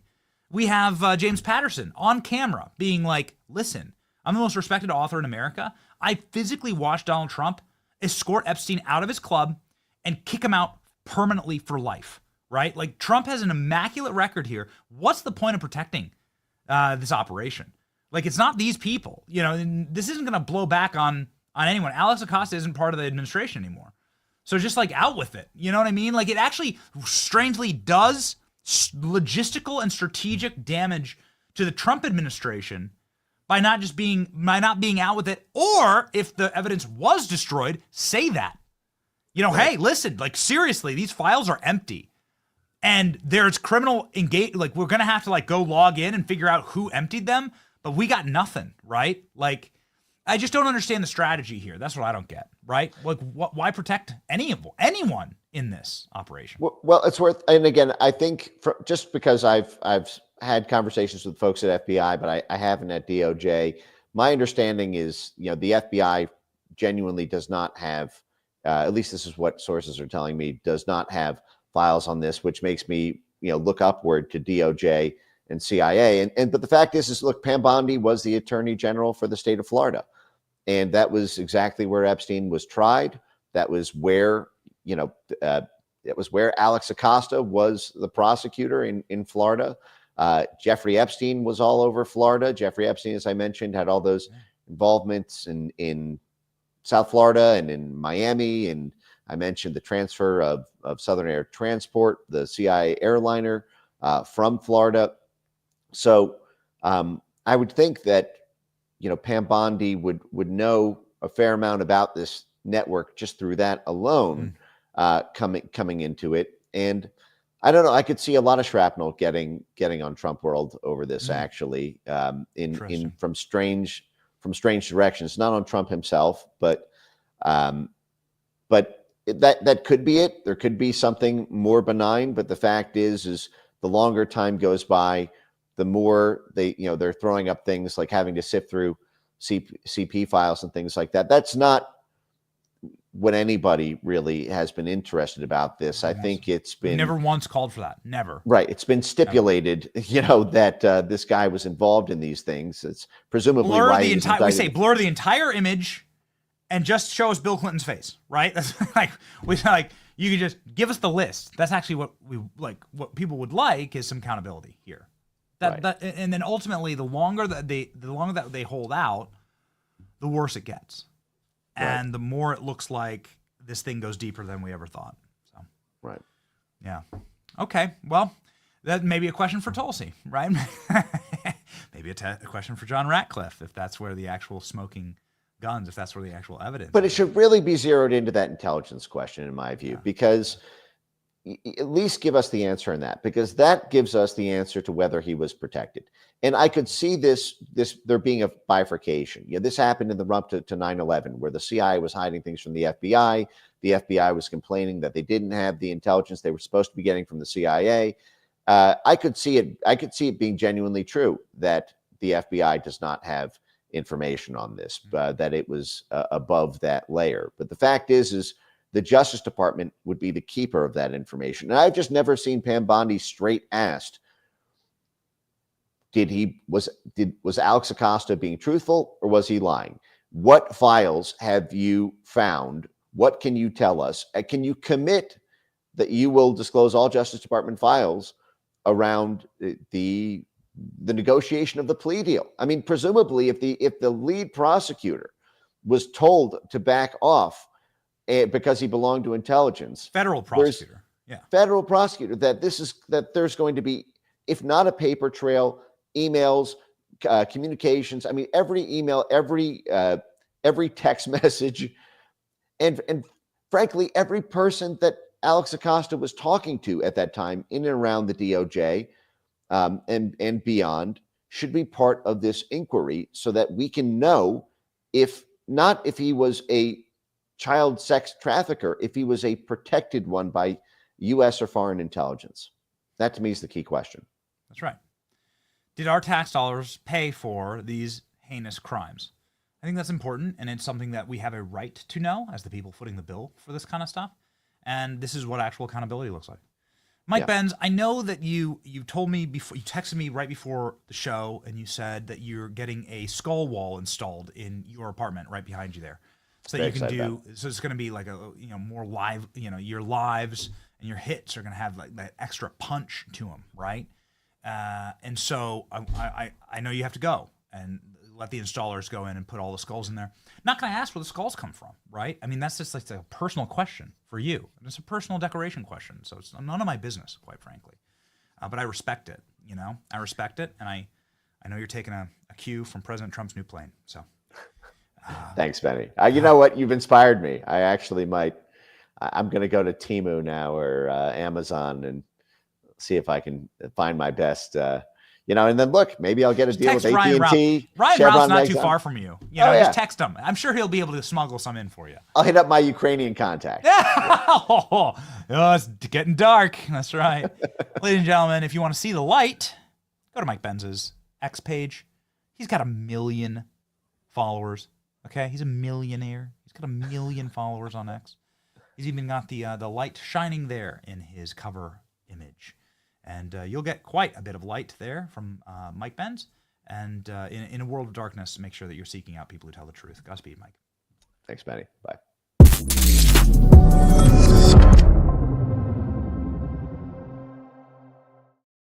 All right, ladies and gentlemen, what a show. Again, a 3-hour show. We just let her rip. We're going to show up for you. Thank you for showing up for us. You won't find any show on any platform that loves the audience more and loves the chat more. We build the show around you. We have a couple of big phone calls that I'm about to make. I promise you some really exciting things are happening. Let me give you a quick insight into what the future holds for us and how obsessed we are with you, okay? With you. And would you please put some chats on screen here? Here's what the future is going to hold. And we've been working so hard on this, and it's tough because there's a lot of dynamic elements here. The future is going to go like this. We're going to be sitting inside of the White House, inside of the DOJ, inside of the CIA. I'm going to have an iPad with me, right? I don't have one with me, but for lack of a better asset, I'm going to have an iPad with me. And we're going to have before us Tulsi or RFK or the president or the vice president, Cash or Bongino. And that iPad is going to show your comments. There they are. Those are your comments. And we're going to literally just do the entire interview. You are going to do the interview. You. And we're going to take these comments. We're going to have producers with us, and we're going to ask questions live from the chat. You're going to listen to your questions get answered. We do get a lot of chats. And so maybe we won't be able to get to all of them. I mean, the reality is we might not, be able to get to all of them. But we freaking love you. And there's no other show on earth. So I'm just gonna go there. I'll just go there. I'm so sick and tired of hearing like the pedantic written talking points from a phalanx army of producers for various talking heads on big corporate media channels. And those questions have nothing to do with what the base cares about, with what you care about.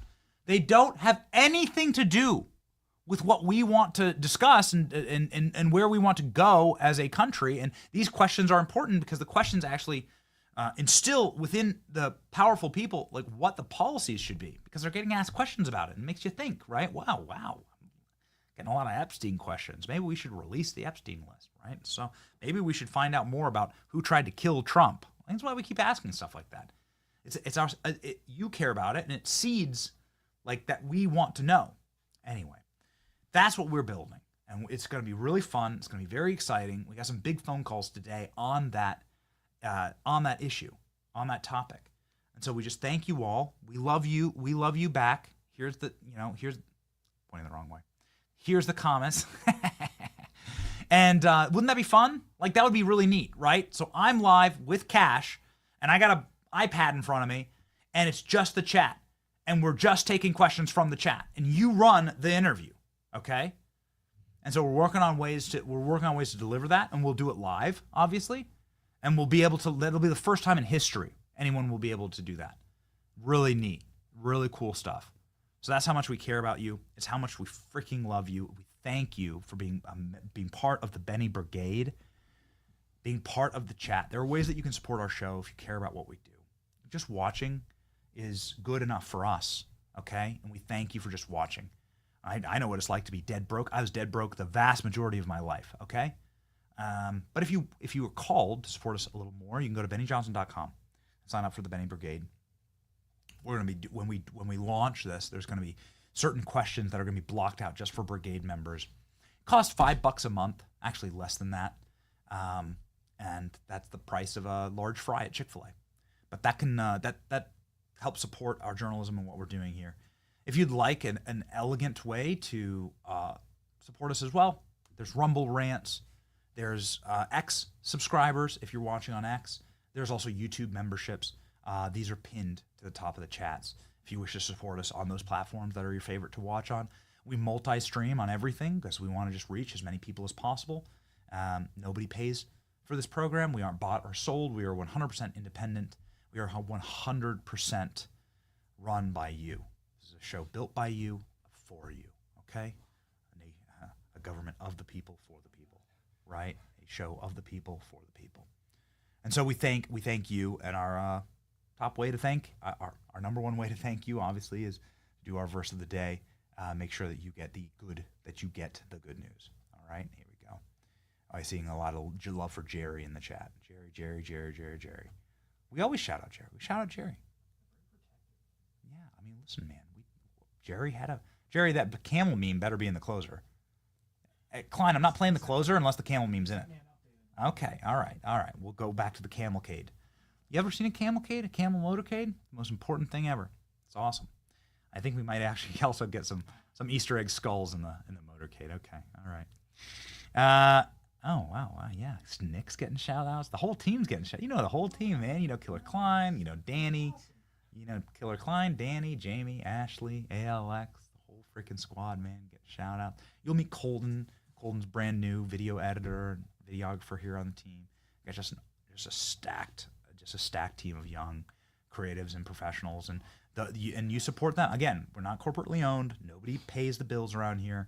Well, we do actually, by just building a show that is profitable, that we can like build out this team, and we're doing that together, okay? And we're doing that because we connect with the audience. I'm done talking. Sorry for the monologue here.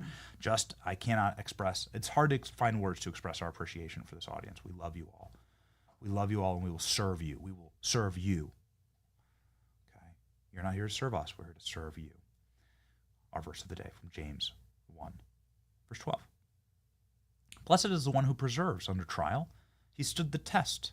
That person will receive the crown of life the Lord has promised those who love him. The Bible always promises trials. That's what's most important. The Bible says life is tough, man. This is just the reality of life. You're going to have hardships in life. You might get shot in the head, right? Like President Trump, you might, you're gonna face if you seek to do great things, you're gonna face great trials. And I know everybody in this audience seeks to do great things. They love their country. And this verse says you must withstand those trials. You must withstand these tests, and you will receive a crown at the end of all of it. A real crown. Not any of the fake stuff. The stuff in Saudi Arabia, Donald Trump, Qatar, like it's all fake. That's all like created by man.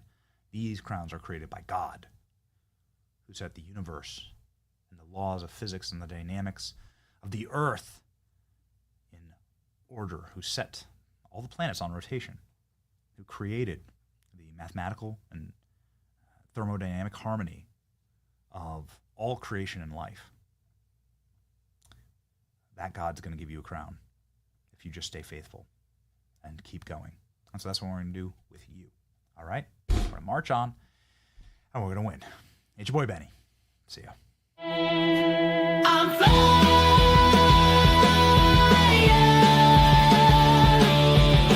across the desert with the skulls of my enemies.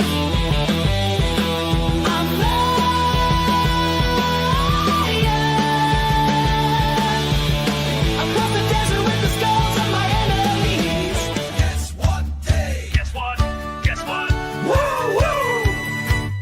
What is that sound? It's the sound of a landlubber. What have we found? It's our Qatar brothers from another mother. Ahoy, my brothers, your marvel is perfecto. Welcome aboard, join us for more whiskey in the jarro. And guess what? Everything will be okay. Guess what day it is? It's hump day. Get it on!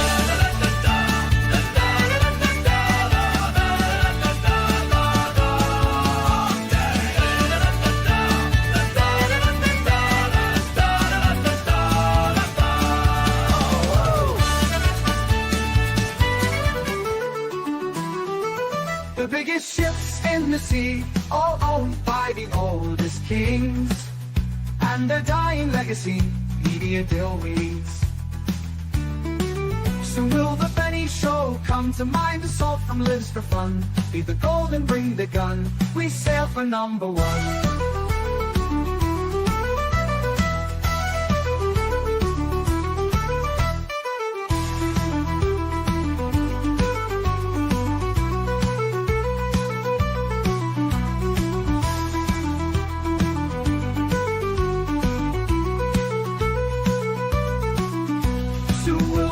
Show come to mind, the salt from lives for fun. Leave the gold and bring the gun, we sail for number one. The biggest ships in the sea, all owned by the oldest king.